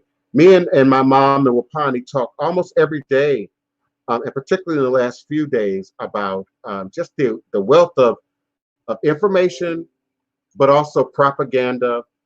Um, and I want to quickly talk about fake news. Fake news itself is a fashionable, trending word and word usage that unfortunately your president created. So now everybody's shouting fake news, fake news. It's all fake news now. So much so that any news is fake news. If it doesn't come from the community, if it doesn't come from grassroots, if it doesn't come from, you know, what your auntie said or what the guy on the corner said, then it must be fake news. And the voodoo, the black magic, the witchcraft that I see him working on the world is that he is a part of what the magical book talked about. The head will become the tail, and the tail will become the head, and the mothers will be against the daughters, and the fathers against the sons, and basically that everything would reverse. Truth will become the lie, and the lie will become the truth. It's all a part of that shift in global awareness, but also global consciousness, coming into the understanding that, wait a minute, I am God, I am goddess, I am connected to the creative mind. The internet made us that easier for us to grasp, by the way, that I can influence something more than just myself. But then people are setting out to influence just based on the information that they have, or the information that they believe that they have, based on what they see and can comprehend around them. Area code 404, you dropped me.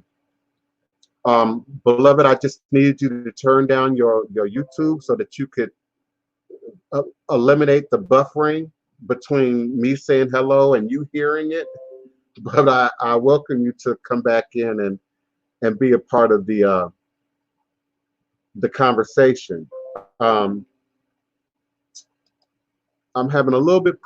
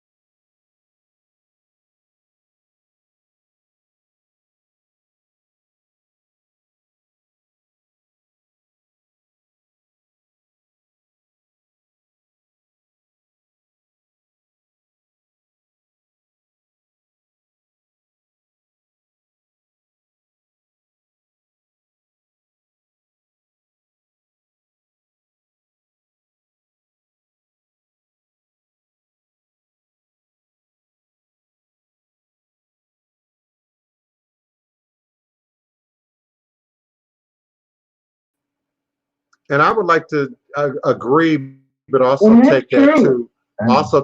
to another level, and that is in that often when people want to be racial, they don't even know what race is. They often don't know what race is. And so we're looking at black, white, yellow, brown, red, whatever. You're looking at the most superficial aspect of who a person is, and that still don't tell you what their race is. That still doesn't tell you what their ethnicity is. Just based on that. I had someone just call in, and you stuck with me for 5 seconds, and then you dropped. I mean, come on now. I mean, you didn't give me a chance to answer the call. Okay? My goodness. My goodness.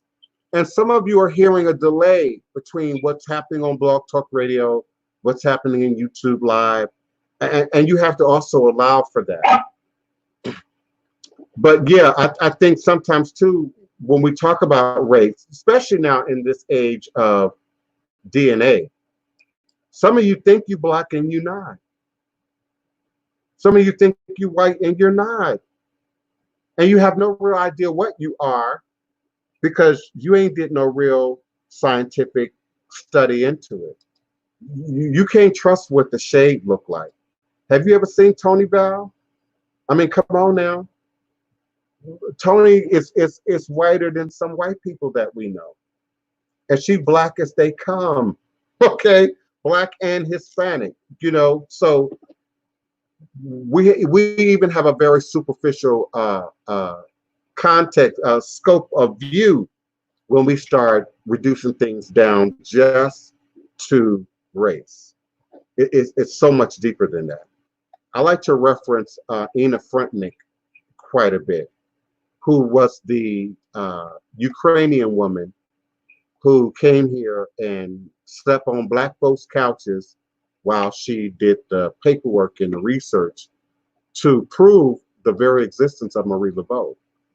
We would not have documented proof of Marie Laveau until this time zone, this time period, by the way, until the 21st century, did we not have real documented proof of who Marie Laveau was, or that she had actually existed. She was just a legend up until that point. So we've got to get beyond the superficial implications of what race means and says to us, particularly when it's often colored by, influenced by white supremacy itself. The very white supremacy that we fear or that we seek to be putting an end with is still influencing the very conversation that we're having today about our very lives, about ourselves. So can we even now have a conversation of spirituality and religion, of ancestry and ethnicity and lineage without discussing white supremacy? And is that a question of where we are in our own walk, in our own spirit journey? Jamonica, we see you, beloved. Are you on the phone lines or are you asking in the chat? She's on the phone line. Okay, but her hand is not raised. So I mean, I'm gonna have to open every phone line and see if it's her. Area code 832. Who's calling and where are you calling from? Hello. Greetings, beloved. Area code 832. Who's calling and where are you calling from?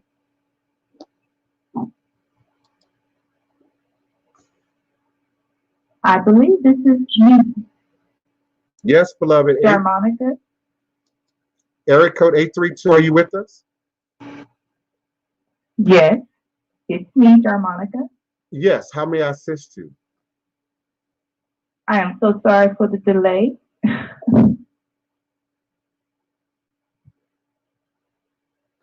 Okay, beloved, you apologize for the delay and then you held the phone and went quiet. What is your question or comment?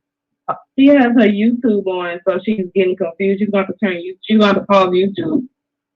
Please, y'all have to turn YouTube down when you call in, or there's Okay. going to be this delay. 832, are you with me? Okay. I am with you. What I've done is I have just paused the live because I think I still will be able to hear your response. If you still hear a delay, I just want to make sure that you can hear me speaking. What is your question or comment, beloved? Yes, sir. I'm going to change the topics a bit because I noticed that there was someone that asked earlier in regards to trying to find, I guess, their ancestral background. I have been deprogramming for about 7 to 8 years. In the time of me deprogramming, it has been brought to my attention, and no, I have not been initiated, that my practice is Hoodoo. I have done a lot of studying, a lot of work, but I still am one of those people, like many are, where we just don't know where to start. I did grow up in a Christian background. However, my journey has changed, and I have been practicing Hoodoo for about 2 to 3 years now. In regards to numerology, Beloved, hold on. You're doing a whole lot of me at once. And some of what you're saying, I have to respond to you.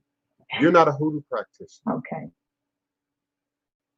You just said it yourself. You're not a Hoodoo practitioner. You know nothing about Hoodoo, except for what maybe you might have found online or read in a few books. You haven't been initiated. You never had any training. You just said that. You leaked it. You didn't say it right out, but you leaked it. You have had no training in Hoodoo. So then you go and say, well, I've been practicing Hoodoo for 2 years. You've been practicing Hoodoo with a WHODOO for 2 years because you don't know anything about Hoodoo. So be willing to gain that knowledge. Be willing to open up to that. If you had said, oh yeah, but okay, well, I've had some training, then my next question was going to be by who? And how old is your mama or your grandmama since they last did a Hoodoo ceremony in your presence? A lot of people in this room can't answer that question. Now they would try to believe me on to think that that's a possibility, but a lot of people in this room can't answer that question because most of our mamas and grandmamas ain't never practiced no Hoodoo, and if they did, they didn't do it out in our presence. They didn't do it in front of us.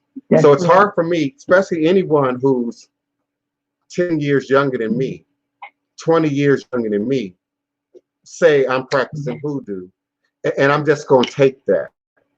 I just can't. Whether it's in private, if you send me an email, or out loud here on this program. If I'm going to be righteous, I have to correct you. You might be practicing witchcraft. I appreciate that. You might be practicing witchcraft, but you're not practicing Hoodoo. And so that has to, and I really appreciate that. Yeah, so that clear distinction has to be made. Now, the second part is you were introducing a new subject, and that was astrology or numerology. Numerology, and I just wanted to say, I'm so glad that I was able to get on this live because I've actually been meaning to come to visit you in New Orleans because I do have questions. I've had questions for years. So I'm very open. Even if I would have emailed you privately or openly, I want to know. I'm one of those people where I am lost in some instances because I do want to know. So thank you so much for helping me out.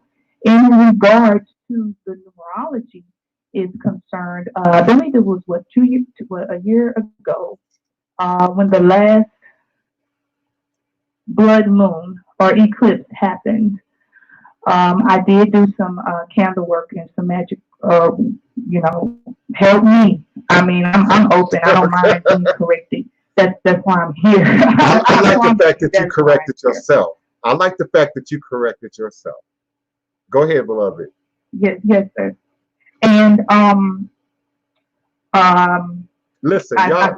said everything. I said my intentions well. Hold on. And Don't yes, call me sir. Don't call me Mr. I'm sorry. I'm the divine prince. I'm the divine prince See, Ty. I'm sorry. Go ahead, beloved. Okay. So, I was understanding things about numerology and the portals and about how certain numbers line up and how the portal opens. Well, I just wanted to go visit a friend of mine who is in the music industry for Grammy weekend. But at that time, it was not a planned. It was just a let me just go. At that time, I didn't know about the dates and things of that nature. Wasn't looking at it. And it ended up being a girls' trip. We go down there. I was like, well, you know what? I started getting emails from the studio, Hello? email from The Price is Right. Yes. And the email was like, hey, would you like to be an audience member? I was like, sure. So I'm always the person that gets everything together, not knowing and paying attention to the numbers. So that was like one of the last days before we left, where we actually went to the show. We'll come to find out on that date, it was February the 11th, 2019. At that time, understanding and just reading how the portal was so open, it was 1111. These numbers had just kept coming to me. Before I got down to California, before I caught the plane, I told my husband, I said, for some reason, I feel like I have to take a spiritual bath. I'm being told to cleanse self. Make a long story short, I did end up getting on The Price is Right. From the numbers, I don't know how this happened. We were just standing in line, but even from the numbers that they gave me when you stand in line, everything was 1111. It was 220. I have my paperwork. I don't have it right now, but it all equals 1111. I did end up winning $11,000 on that day. 10,000 for I think a game that I play because I like to go grocery shopping a lot, and then the wheel spin. The first person spent 90, and the probability of getting, I was like, okay. I was the third person in line. The second person spent 95, and then then I spent $1 the first time, which was 11. I know I'm running out of time, but I'm just glad to speak to you because I just wanted to ask you, could you help me a little bit with this numerology thing? Because these numbers, when they follow me hard. And that is a prime example of what has happened. Yeah, absolutely. If you contact me off air, send me an email. I'm done talking. Commit to some level of study and instruction with me.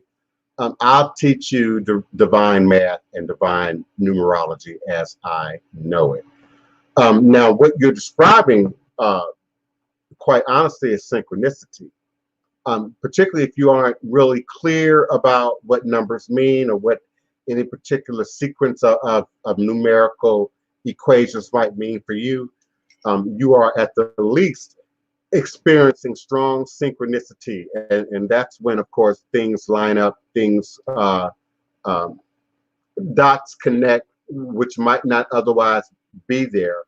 We might think about the same thing at the same time, or I might imagine an idea and someone else imagines a very similar idea. That's a form of synchronicity, but we also see it in terms of numbers, and then numbers showing up and repeating themselves, primarily to mark a time point in space. Almost if you can envision an old VCR tape or old movie cinema tape with an actual visual time stamp running concurrently or consecutively in the process. So you're now seeing your 11s or your 3s or your 1s or particular combinations of numbers line up in unison, which is what's referred to as synchronicity. And so they get you to pay close attention to a particular point in time space. And of course, patterns. And it reinforces my idea of keeping a journal, documenting all of our spirit activity and our dream activity, and of course, those synchronistic moments, because in time you absolutely gain a greater sense of awareness about what's being said, what's being offered, what it means. I'm going to take just a momentary intermission. I will be forward in a brief moment. I really got to hydrate, check some things out around the place. So I'll come back and let's see. I'll be forward. I'll be forward in 3 minutes, 3 minutes, 45 seconds. And then we will move forward into the archive. If you're not on the phone lines at that point, it'll be too late for you to call in and have your voice heard. And then we'll continue the remaining portion of Revolutionary Hoodoo, New Orleans Voodoo Secrets and Recipes. All is truly and indeed a blessing.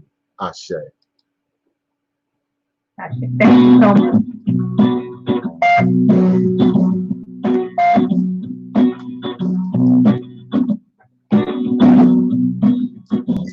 A dash of cayenne to the root. Gonna put on my grease suit. Boil a gumbo, hot and steady. Don't care if Freddie ready. Gone free at that old cemetery. Down on Claiborne where she's buried.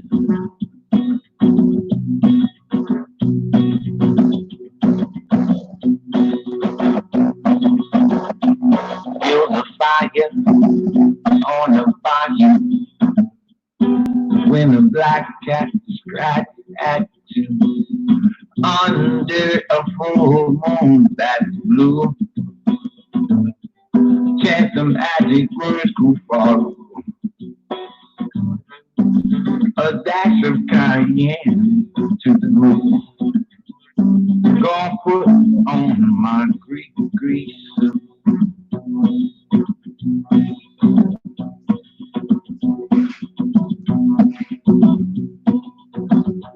Black top hat, black suit too. Single rod that moves this through.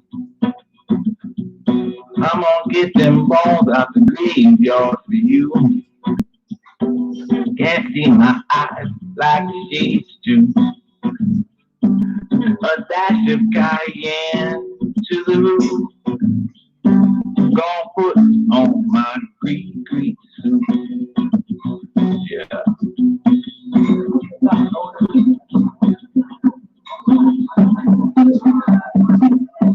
Black top hat, black suit too. Same old ride that moves it through. I'm gonna get them bones out the graveyard for you. Can't see my eyes, black shades too. Going free at the old cemetery. Down on Claiborne where she's buried. A dash of cayenne to the roof. Gonna put on my grease suit. Yeah.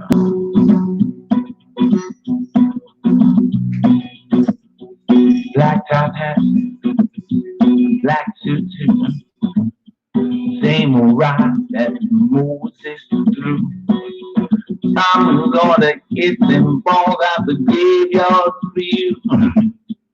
Can't see my eyes, black shades too. Gonna pray at that old cemetery. Down on Claiborne where she's buried. A dash of cayenne to the roof.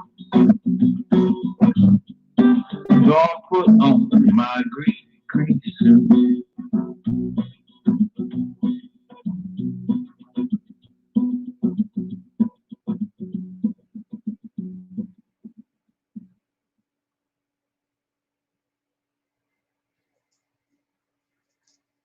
All right, I'm coming.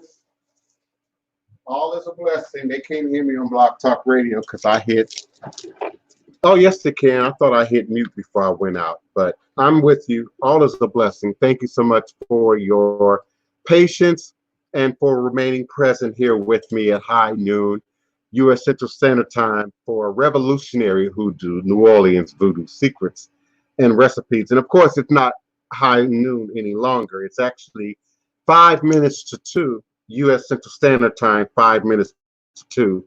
We'll be moving forward momentarily. Our Blog Talk Radio phone line connection will end in terms of the live broadcast momentarily.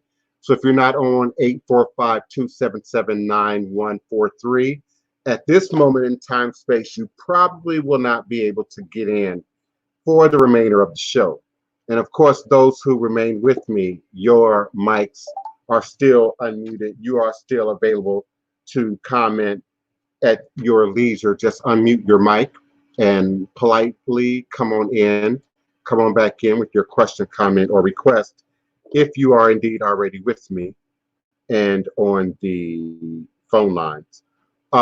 Crystal Bowser, please forgive me, beloved. I'm live on air right now, so I cannot entertain you on Psychic World. I am just busy, so give me some time, beloved, and I'll be with you again momentarily. And of course, if you're live with me in the StreamYard chat, whether that be YouTube, Facebook, wherever you're with me right now, please do type your questions, comments, requests in the chat in all capital letters. I'll be more than happy to acknowledge you respectfully and open up you, allow a response to your question, comment, or request. I'm trying to read and talk at the same time here. I'm looking to make sure I'm not overlooking any of my questions in the chat. I thought for sure I saw a question from a regular participant, and now I can't find his question or his name. Jay White, that was 135. Jay White, did Facebook ever come back? Did you ever get a clear connection back on Facebook? If you're still with me, let me know.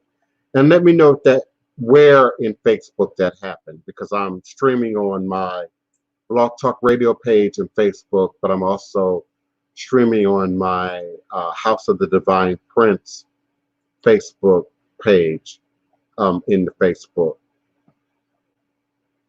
Greetings, Keisha Smith.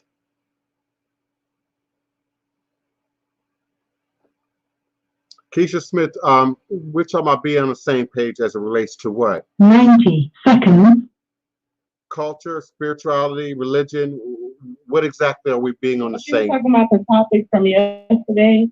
Mm-hmm. She said that when she went to bed last night, that the topic from yesterday was on her mind, and she's late coming in on the show, so she's just saying that she wanted us to be on the same page, and we're just telling her that we all talked about it earlier.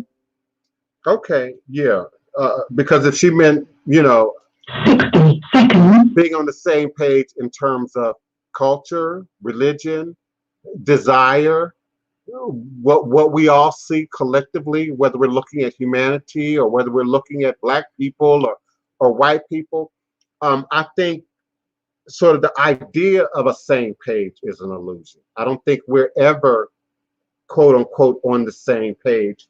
Let me turn my water down. It's boiling. I don't think we're ever on the same page entirely at any given point in time space, because, as I say almost daily, we move in and out of reality. We move in and out of time space. You're never in the same moment in time as I am. Sometimes you're in the past. Sometimes you're in the future.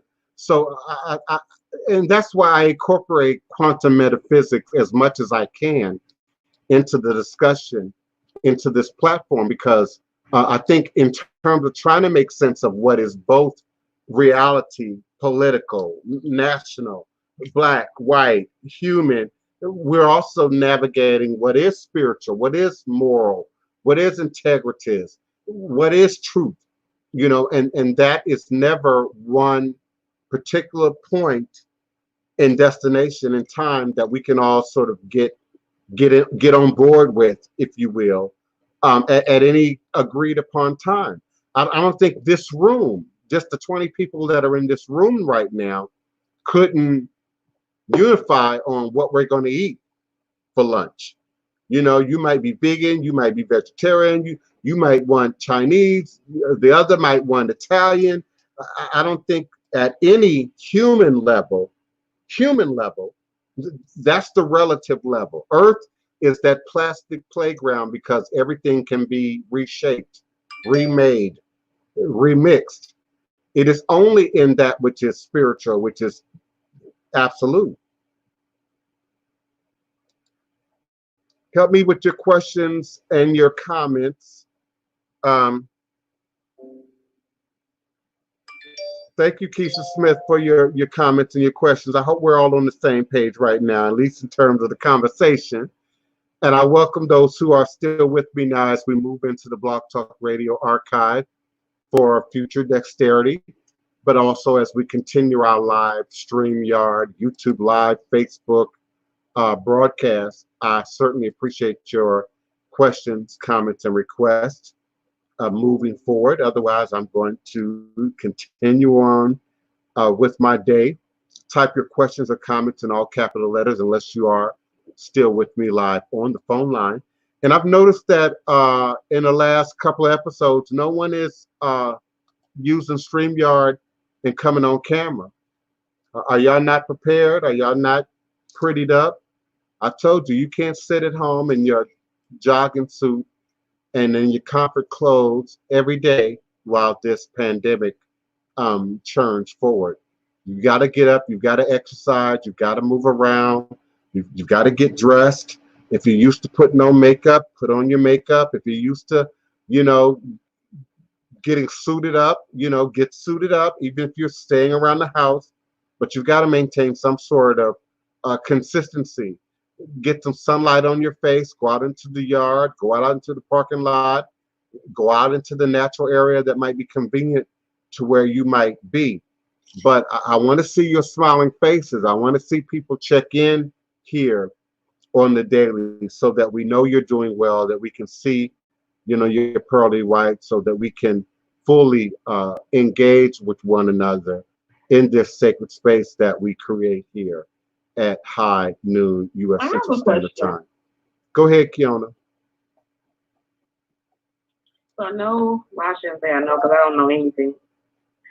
But I want to, this is something that I can't let go.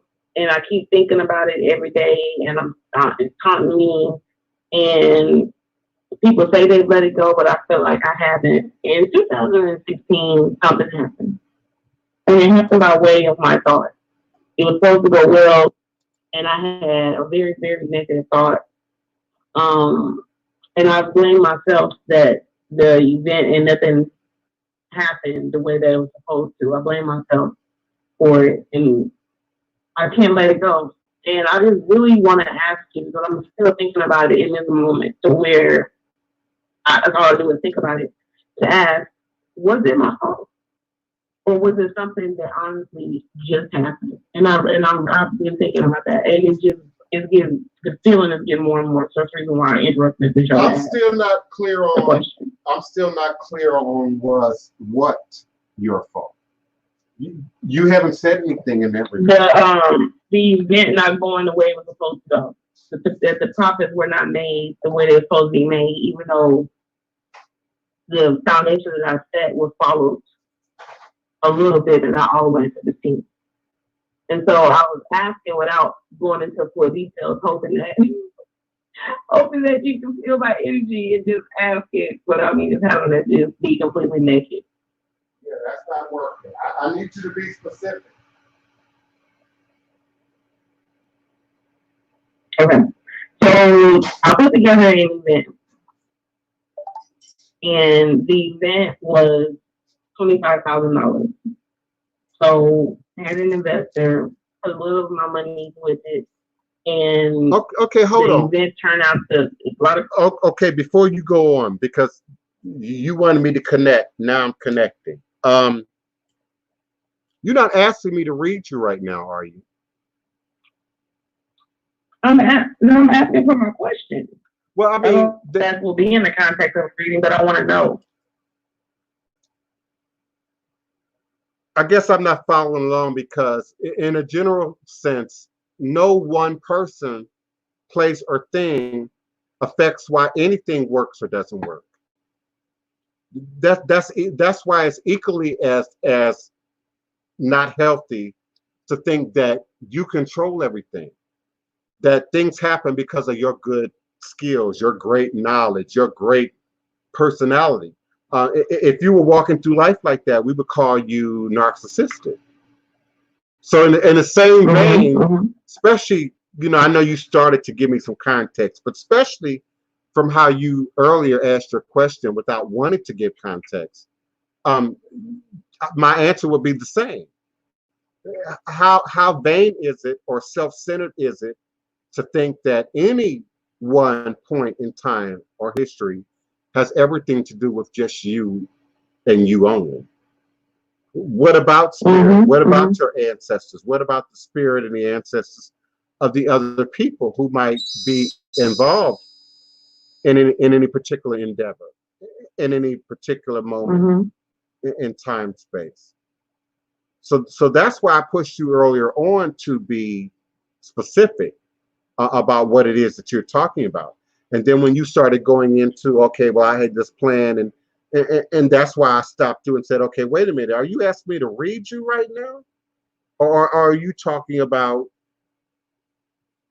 that particular event and any particular event at the crossroads of life?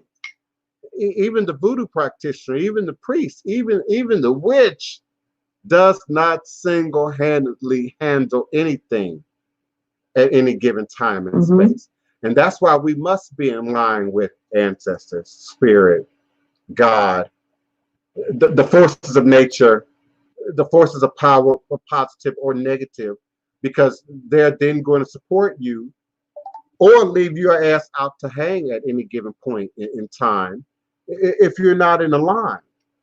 That's also why we keep rediscussing initiation, mentorship, guidance, because that's just a physical world reality of something that's already spiritually an absolute. And that is that there's always a hierarchy.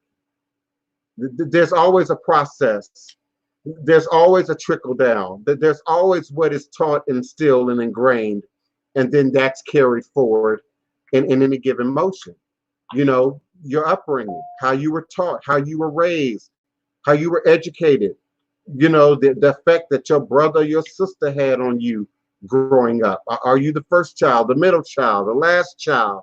There's too many different elements of not just weather, but nature that have to go into any particular moment, any particular event. Did I affect, how well I did, in my class?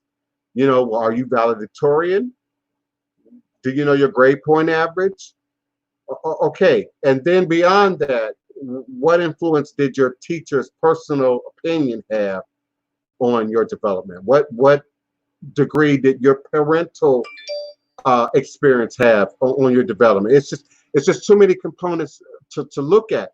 And that's what truly distinguishes a real reader, a real spiritualist, because there's too many different components to look at, not just initiation, not just education, not just training, but experience and life experience that goes into how accurate or how perfected any particular reader or seer or prophet is at any given point in time space.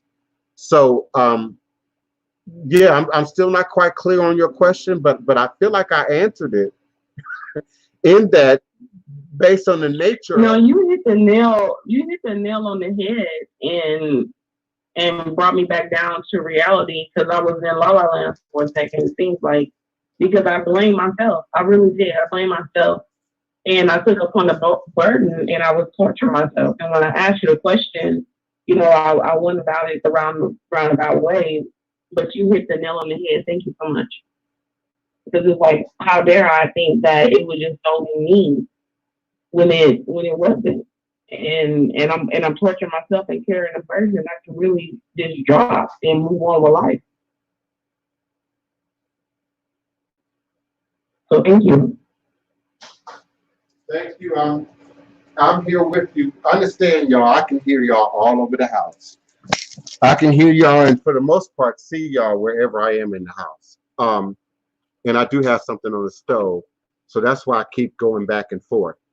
I'm also looking for an opportunity for my other callers to speak and be a part of the conversation because your mics are now open. And I also am trying to give some opportunity for my live chat to participate and post your questions, comments, and requests and give us an opportunity to respond to that as well. Wapani, you left a comment. You'd like to discuss what I said about maintaining some level of normalcy, but I'm not seeing your question in the chat, and you're no longer on the phone. So I'm not sure how you want to discuss that or exactly what it is that you're discussing. So where are you, beloved? Now, you typed in at 2:09, so I'm assuming you're still with me. So I need you to either type, yeah, you can't call back in because it's after the hour. Yeah, okay. Yeah, go ahead. Who is that? Go ahead. I was wondering if I could, this is Sterling. I was wondering if I could ask a question that's a little bit off the topic at hand. Sure, please go ahead and speak up for me while I'm in the kitchen. Okay. All right. So I was wondering about how artists could use this time, because I noticed that you are also an artist, actor, and I was wondering how you would during this time where things are a little bit slow and people aren't able to go out and experience art, how artists should survive. Okay, that's a great question. Give me a second, I'm coming back. Yeah, that's a great question, but you actually asked two questions. First, it sounded like you were asking me about, what should artists do? How should artists utilize this time? And that may be very well what you said. But then I also heard you say, or I think I heard you say maybe about making money and about maybe how we move forward. So I'm going to respond to both aspects of what I believe I heard you say. And I've said this already, and many of my regulars know what I'm getting ready to say. This is the time to activate your B affirmations. Your B, capital B-E, affirmations. I've created a list of ongoing B affirmations that I've been sort of posting and reposting in many forums throughout my social media. But they are be different, be different, be yourself, particularly right now in this present moment in time space, when you might not have a clock to punch or a job necessarily to go into or gig lined up. Be different, be yourself, be hopeful, be creative, be creative. This is a time to create and birth ideas, songs, scripts, poems that are going to bring us success, bring us wealth, bring us celebrity, bring us the future gig, bring us the future opportunity. I've noticed a great deal of activity online, not just from what you see on your morning shows, on your news broadcasts, on your Saturday Night Live and your night broadcast, meaning that people are at home and redoing their shows from at home. And so we're seeing, the inside of Whoopi Goldberg's house. We're seeing the inside of the Saturday Night Live characters, residents and how they live and operate. But also, you should be posting right now. So I know that they are not just doing their shows from those platforms, but they're in Backstage and Stage 32 and in much of these social media platforms, Twitter, Facebook, YouTube Live. This is the time now to follow me. If you're not following me in Twitter, this is the time to follow me. If you're not following me in Facebook, this is the time to follow me. But also other entertainers, other celebrities, other directors, other producers. They're looking at your videos right now, trust me. They're looking at our videos, they're watching this podcast, they're listening to what we talk about, but they're also looking at personalities that I don't normally have the opportunity to share and to bring to the forefront. Characters that I don't typically share or bring to the forefront. Hoodoo occultism, I love a hoodoo occultism. He has a gift at bringing up anger, at bringing up aggression, at bringing up certain aspects of my personality that I normally don't bring here, and particularly in this platform that your producers, directors, script writers are indeed utilizing, looking at. You know, that's a side of you that we didn't see before. That's a personality, you know, that we can use in a creative, artistic way. And as talent, whether you're a creator or talent, as talent, you also have the opportunity now to videotape yourself, show yourself in ways that people aren't quite akin to, aren't quite used to. Wapani, what I was referring to in terms of suits and makeup was people getting up and being who they are every day and not putting that down now just because it's Corona. And so people are spending too much time in their pajamas, too much time in their lounge chair, too much time not getting up and being active right now because of Corona. And I'm encouraging that activity continues. What you equate with getting away from suit and tie and makeup, that would be this for me. But I could also get up and not wrap my hair. I could also get up and not put on my jewelry. I could also just lounge around in a t-shirt right now, like many people are doing right now under the course of what is Corona environment. And that's what I'm discouraging. That's what I'm discouraging. People have, and even the self-employed individual, you have to have a routine. Some people are struggling in moving into their entrepreneurship and their self-employable environment and lifestyle because they think being self-employed means I can do what I want and I can kick it and I don't have to get up and fix my hair. I don't have to get up and dress like or act like I'm going to an office or I'm going to a work environment. Even if it's your own office, you got to act like you're getting up and going to your own office. You have to act like you're getting up and going to the headquarters of your own entrepreneurial empire, Kiona. So yes, Wapani, I hear what you're saying, but if you are a gardener, if you are farming, if you are an herbalist, you know, if you are preparing for the festival or the craft show, you still got to have a creative space, a workspace, a business space. Your brain needs that. Your wiring needs that. Your spirit body needs that distinguishment. That's why we also create the sacred space. And you need a sacred space that's separate from your life, your farm, the rest of your quote unquote normal waking day activities. We need these demarkers, these road marks, in order for our brains and our spirit and spirit realm to then sync up with that natural path that you're seeking to sort of move into.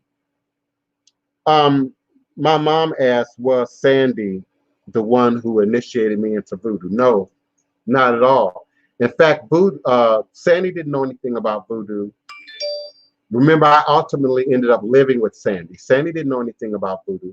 Sandy had traveled Sandy had a lot of African stuff in her house, but Sandy had no real connection to that knowledge and or awareness.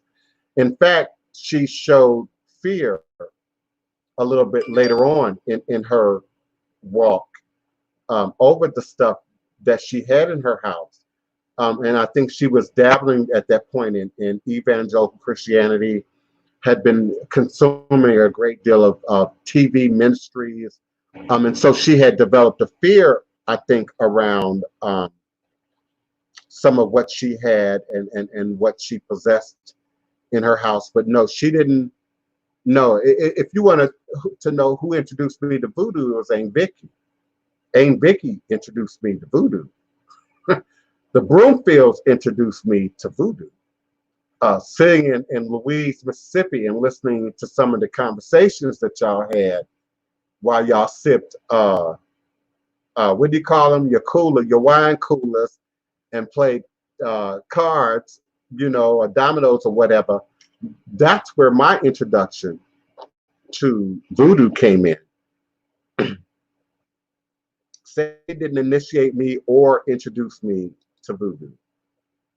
No, it was Aunt Vicky, and it was the Broomfield side of the family. And then your mama and the Harris women did not, quote unquote, initiate me into voodoo, but they introduced me to hoodoo and conjure practice by way of the botanica and the spiritual supplies. And then the discovery, particularly after Mert passed on, that she had these botanical spiritual supply store products in her house, in her possession.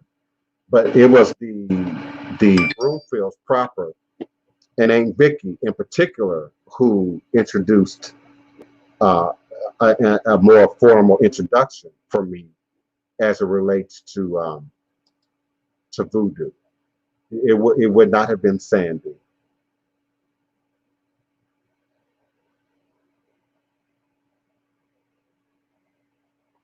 Jamonica J. Being at square one is not a bad thing. It's better than going down a path that's incorrect. It's better than going down a path that's not correct or proper for you. It's better than worst case scenario, being of reprobate mind and thinking you are on the path and you got it down, and then just sort of doing your own thing. I think I emotionally interpret your response as sort of being frustrated, but in all honesty, I suggest every day the frustration comes in with us sort of moving ahead in these paths, these traditions, with these books, with these authors, and thinking that that's it, that that's all that there is, that's all that it sort of takes to sort of get there, to get where you're going. And again, when you look at it from a retail perspective, a store perspective, a financial perspective, that's all a lot of the forward faces want is for you just to buy their books, buy their products. They don't care if you get this. They don't care if you grow in this. They don't care if you mature in this. They don't care if you understand what you're doing at all, because that's the spirit of the day. Whether it's you or others, that's the spirit of the day. I don't want to initiate. I don't want to study. I don't want to learn. I just want the quick, fast way into this. Point me in the direction of that book. Kiona suggested it. Some of you are even too caught up in just teachers and preachers and practitioners, and are not seeking to develop inner standing, inner wisdom. That personal connection, if you will, to your spirit journey. I like how my sister Wapani says, our spiritual journey is not a sprint. It's a marathon. It's not going to begin or end with a magic bullet, a magic pill, a magic prescription. It is indeed going to be a lifelong ebb and flow process of you learning and relearning and gaining deeper and new levels of awareness about what it is that you think that you know or don't know. I think it was Kiona, I believe. It might have been Jamanica, but I think it was Kiona that said something to the effect of, I don't know what I know. Your prophets would say that's the first true sign of wisdom, is knowing what you don't know and being willing to admit what you don't know and being willing to humble yourself to what you don't know so that you leave room to receive that which you don't know at any given point in time and space. I like to use cooking. You know, we all can pull up a recipe. We all can pull up a recipe book. We can all pull up a recipe website, and particularly today, because they're everywhere, you know, online. But that don't make you no chef. That don't make you no cook. Right. That don't make you no expert. And you might feed your 6 kids every night. You might feed your 10 kids every night. You know, and someone with 10 kids or 8 kids or 6 kids, I would expect to be a better cook. I would expect to be a damn good cook because, you know, you've got more time in. You've got more experience in. You've got more people to complain about what you're putting before them every night. You know how much of that food is ending up in the garbage every night. So I would expect someone with 6 kids, 8 kids, 10 kids to be a better cook. I would expect a chef who's going in and out of a restaurant every day to be a better cook. You have an opportunity to be, you know, to perfect your skill. But we also watch, I watch Chef Ramsay. I've seen him go into many a restaurant right here in New Orleans, right here in the French Quarter, and it's a hot mess. It's nasty. You definitely don't want to eat anything out of there, you know, and you paying good money, and this is where you expect the experts to be, right? This is where you expect the qualified people to be. But that's a good example of issue, ego. Because those of us who watch these reality shows, Chef Ramsay and Rescue My Bar and all these other shows, you know, these people are full of arrogance, are full of ego. It's not always greed, because they're often losing thousands of dollars, sometimes millions of dollars. So it's not always about greed. You know, when we look at these hoodoo, root work conjure practitioners, yeah, you might be giving away your service. You know, you might be doing work for people for free, but that don't speak to the value of your work. That don't speak to how strong your work is. That don't speak to how good your work is. Some of these restaurants are giving it away for free. If you watch Chef Ramsay, because they in debt up to their neck, millions of dollars in debt, you know, and they losing money every month that they staying open because their ego won't let them stop. The ego won't let them shut the doors long enough for Chef Ramsay to come in and bring in brand new appliances, brand new furnishings, a brand new work environment. But that don't fix the head. Hopefully by that point in the show, the owner has humbled themselves, is so grateful, you know, for the rescue that they're now willing to learn to do things a better way. And that's my hope, you know, that I rescue your loving relationships, I rescue your court case or whatever, and get you to a place now where you can humble yourself to acknowledge the presence of the ancestors and what they may be doing for you or not doing for you. But our ego gets in the way. Our own will gets in the way. Our own sense of we are in control and we know what we're doing and I got this, and you know, I'm okay, and you know, I done read Louisa Tesh book, and I done read Gonzalez Whippler book, and that alone tells me just what you don't know. I've read Louisa Tesh book at least a dozen or more times. I teach from it. She tell you herself she's not giving away the initiation. She tell you herself she's not giving away the mysteries. She tells you that herself. Right.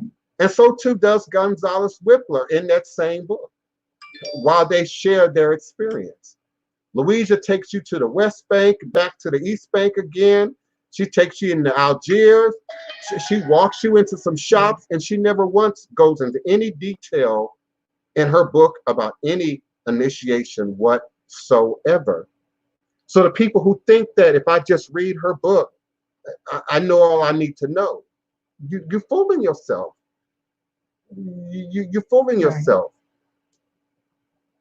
I agree, Wapani. I love my sister. She says there will be many times. Can you hear me? Yes, give me a second, beloved. I want to quote my sister before I let you speak. I love how my sister says there will be many times where we will stop and reevaluate. There is no starting at square one. There is no going back to the beginning. There is no I've made a mistake and now I got to do this all over again. There's no such thing. You can't bring back yesterday. You can't. You can't. So it's now a part of your ebo. It's now a part of your sacrifice. It's now a part of your commitment to your journey. What you can do is learn the lesson. The value is in the lesson. Once you toss it out as I'm starting all over again, Jamanica, you're tossing out the value, your goal. You're tossing out the goal that you done just spent however many years you've been alive, panning out the river. You just tossed it out because it ain't the right color. But you ain't tested it yet. It ain't been cleaned yet. You got a bucket full of gold, but it looked like rocks. So you toss it out because you think, well, I ain't found it yet. Girl, you got it. Your experience is your gold. Go ahead, caller. Whoever, whichever caller that is, come on. Hello. That's Jamonica speaking, just saying thank you so much. Go ahead, Jamonica. I really appreciate it. And my intentions were to be as open as possible, because when you don't have anyone to talk to, it can feel like a lonely journey when everyone that you've grown up with does not walk the same walk that you walk. I literally just walked the same, I just turned away one day. And honestly, I don't read any books. I don't do anything because of the fact that I've always been stagnant and scared. And I'm honest enough to speak that because I do want to move forward, in making the right decision. So I appreciate everyone speaking on, what I stated, because sometimes a person just really wants to know. So I'm very open at this point. Yes, and I appreciate you. I most certainly do. Like my sister said, you can't go back to the beginning. And this cipher is in motion. Okay, from the time you came out the womb, this cipher is in motion. But even before you came out the womb, the cipher was already in motion. It was already in motion. And that's why, if you can just understand that makes some of the more ethereal, spiritual, quantum, metaphysical, magical stuff that I say make more sense to you. But the cipher is already in motion. There is no catch up. There is no going back. There is no, let me see your notes. And can you fill me in on what the professor said, since September 1st, so that I can take this final exam? And there is no going back and recapturing that, beloved. You can't. So don't count it as a negative. It's the wealth of your experience. You now know what not to do. Whereas the next person still has to go through that experience on their own. Still has to climb that mountain on their own. And even if they don't, we all know what book knowledge look like. Limited. Book knowledge is limited. Whether we're talking about voodoo, whether we're talking about Christianity, whether we're talking about chemistry, book knowledge is limited. Without laboratory work, your book knowledge is not going to get you very far. Thank you all. Keep it rolling now. Otherwise, I'm going to finish pouring this coffee. Okay. Give me your next questions, comments, requests, my callers. Beloved brother, did you have something else you want to say? What is his name? Let me scroll back. Caller. Sterling, yeah. Didn't you have something else you want to say? Yeah. Please go ahead and talk so I can go and fix I have a question. Go ahead, please. All right. I just want to thank you for giving me the earlier advice about the B affirmations and also a little bit of insight on what's going on in the entertainment industries and the switches up and whatever. But I also wanted to know like what it takes to find those mentors and spiritual guides so that you could like follow the path, you know, and legitimately. Okay, I am a very sort of literal person sometimes, especially with my Asperger's. And so I hear things sometimes really literally. So first, I never know how to respond to that. When people ask that, are they saying somebody other than you?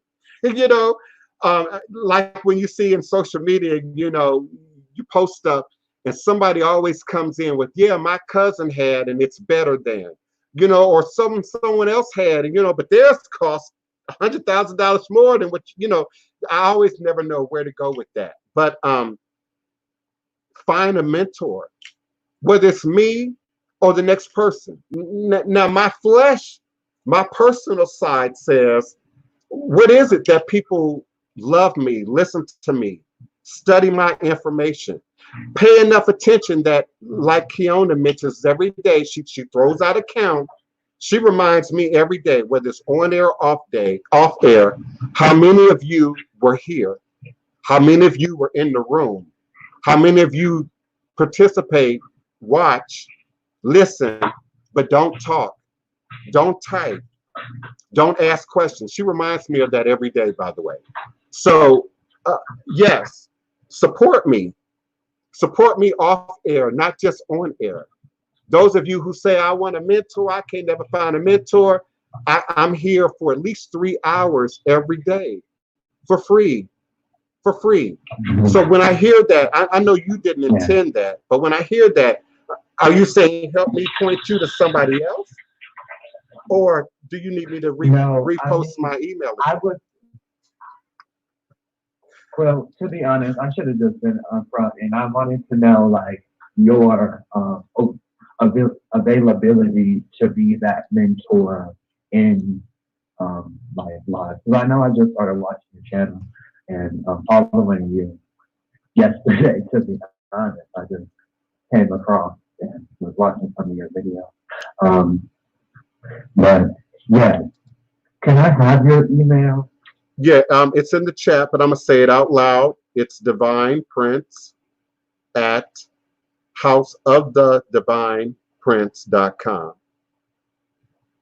Divine Prince at houseofthedivineprince.com. It's scrolling on the bottom of the screen at this time, along with my website, www.houseofthedivineprince.com. It's also scrolling at the bottom of the screen along with my PayPal. PayPal.me/the-divine-prince. And Kiona, for one, is grateful that I'm learning how to navigate the site and create my little banners. And it's less work for her to have to do periodically throughout the show to keep typing and reposting. So she commented me yesterday on my ability to sort of use these buttons that I couldn't make any sense of the day before. But yes, beloved, that is my advice to you. And not just that you work with me, but that you not ignore, you know, your elders, your store owners, your shopkeepers, the vendors that you all are buying your incense and your oil and whatnot from. Don't overlook these people's wisdom. Don't overlook these people's experience. Often, this is where you get access to the mentor that you still don't know. The invitation to the drum circle, the invitation to the ritual, the invitation to the ceremony. But no one is going to invite anyone in sight unseen. No one's going to invite anyone in, whether we're talking about dating, social life, friendship, your business circle, your that work circle where the players are. No one's going to invite you in without you being present, without you showing some level of commitment, without you being ready, to want to build relationship. I talked yesterday, and again, Carter, your question was great. My responses might not all apply to you directly, but I mentioned yesterday that many of us don't know how to build relationships anymore. It's like once the 80s kicked in, maybe going into the 90s, we lost our ability to communicate and to build relationships. Even with all this technology, all these social media sites, all these dating sites, I ask the question all the time, why do we need dating sites with social media around? What can you do on Voodoo you can't do on Facebook? What can you do on, any of these other dating sites? I don't know. I can't think of any of them right now because I don't use any of them. What can you do on any of those sites you can't already do on Facebook? You got video on Facebook. You can talk to people on Facebook. You can phone call people on Facebook. It then comes back to how authentic are we in our identity. Now, some of us use those sites to hide our identity, to become somebody else, to mask and costume various, outward, what do you call them? Outward avatars, and then we complain about not connecting. Then we complain about not finding real people. That's the most common thing you see now is that nobody's real, everybody's fake. I'm just here for what then? For what then? And I find the same thing in religion. I find the same thing in the real world. I find the same thing, in the job space. You live in an apartment building with 300 tenants and you don't know any of them by name. You work in an office space, with 100 employees, 3 of them by name, and only those who sign your check or can give you a day off. You don't know the cafeteria lady by name. You don't know the janitor by name. You don't know the mail person by name. And so we bring that to religion. We bring that to spirituality. And so you join churches with pastors you don't know by name, or you don't know who they are really beyond their name. You follow prophets and fake hoodoo practitioners with 50,000 followers on Instagram, and you don't really know their real name. You just know Goddess Irie Tarot. You don't know their real name.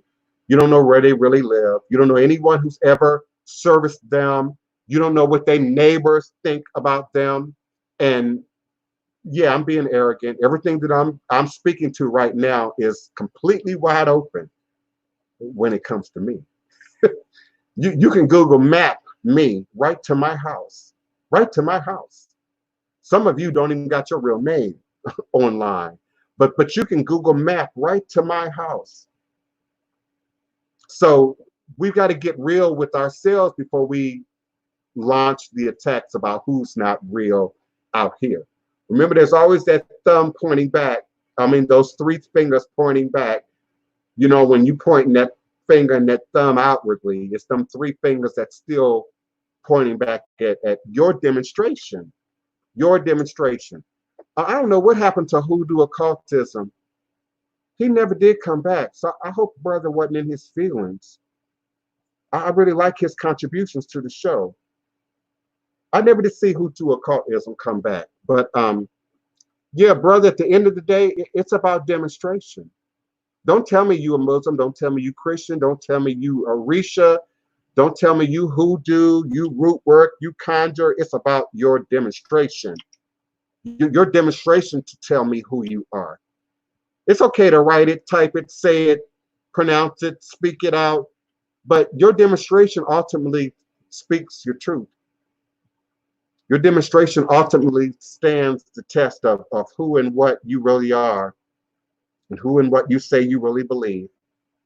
and who and what your demonstration really is, especially in times like this, especially emergencies like this, especially in calamities like this. Who people truly are is standing up. And it's not what we say. It's not necessarily what we type. It's in our demonstration. It's how we treat ourselves, how we treat each other, how we treat the gods, how we treat the ancestors as we claim title and position and practice. Thank you so much, Keona Carter, Keisha Smith, Jamonica Joy. I'm sorry, Jamonica J. I don't know why I keep wanting to say Joy. Jamonica J. Justice, thank you so much for being present. Anyone whose name I haven't called out yet or previously. Danielle Jackson, greetings, beloved. Peace and love, joy and prosperity. One Wapani, my beloved sister. Gary Voncell Savage, my beloved mother. Goddess Manu, thank you so much for coming in and sharing your energy with us. Who else? Who else? Is that everyone? Hoodoo Occultism, thank you for being one of our powerful co-hosts. Anyone else that I'm not seeing?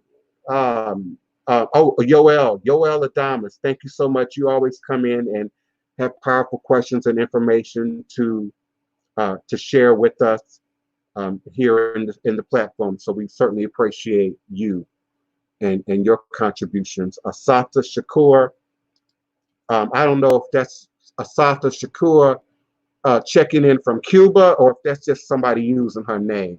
But thank you so much for coming in and being a part of the show. Wouldn't that be something, though, that really was the real Asata Shakur checking in with us right now? That would be something. Rebecca, I wanted to pronounce your last name early on, but I was scared to give it a try. Your middle name. Lee Jessman Marks, Rebecca Lee Jessman Marks, thank you so much for your participation, early participation in the show. Sterling, thank you so much for calling in and participating, and I look forward to your email communications and your requests moving forward. I'm certainly here for you 24 hours a day, 365 days a year, 360 degrees of power and understanding. I will be forward. All is truly and indeed a blessing. Thank you so much for all of your powerful, powerful contributions to the show until we meet again. Congo Square, Congo Square, Congo Square, Congo Square. The Almost Indians prepared this place for us centuries before our arrival. A sacred spot where corn festivals were celebrated. The Almost Indians prepared this place for us centuries before our arrival. Congo Square, a sacred spot where corn festivals were celebrated. And as the colonizers came, our host, the Almost Indians, they pushed aside our host. The colonizers came and pushed aside our host and introduced us in chains. And by the late 1700s, we somehow, recognizing the sacredness of Le Pas de Congo, we somehow, and the how of our somehow persuasive methodologies is not clear at this moment. The how is not clear. How our persuasive methodologies work is not clear at this moment, but nevertheless, even as slaves, we crafted and created a space where we could be free to be we. And thusly we countered the sacrilegiousness of the French, giving great homage to our ancestors as well as giving praise and thanks to our red-blooded brothers and sisters. This is an all-libation toast to Congo Square, to ring it Americans, to our ancestors who made a circle out of a square and gave us a way to save ourselves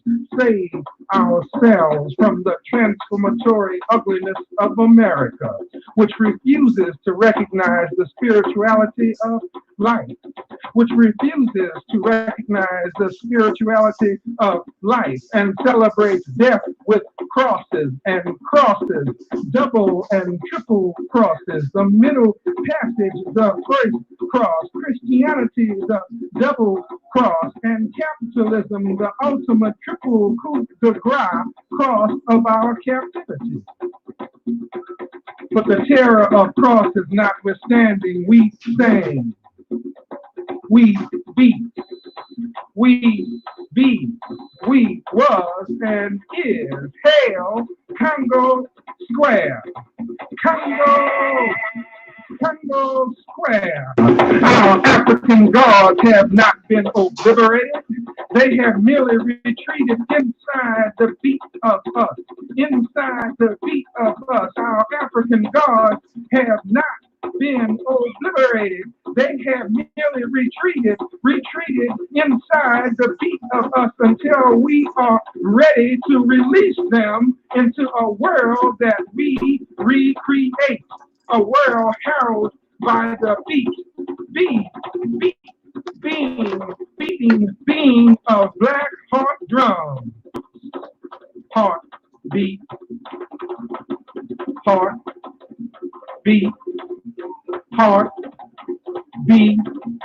at this place, beat, heart beat, we beating place in new world space, being in place in new world, preserving our ancient pace. Our dance is the God walk, our music the God talk. First thing we do, let's get together, circle ourselves into community. No beginning, no end, connected together.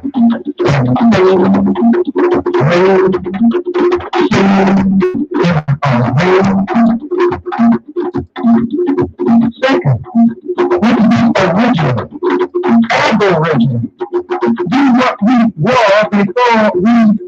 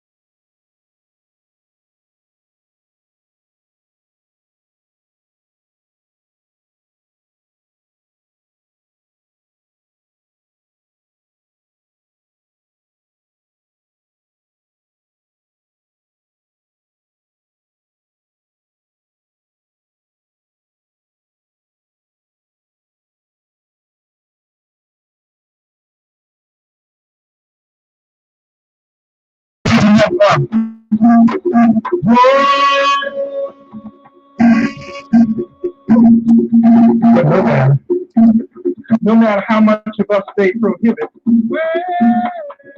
no matter how much of us they prohibit, deep inside us is us. Deep inside us is us. Remains us inside and needs only the beat to set us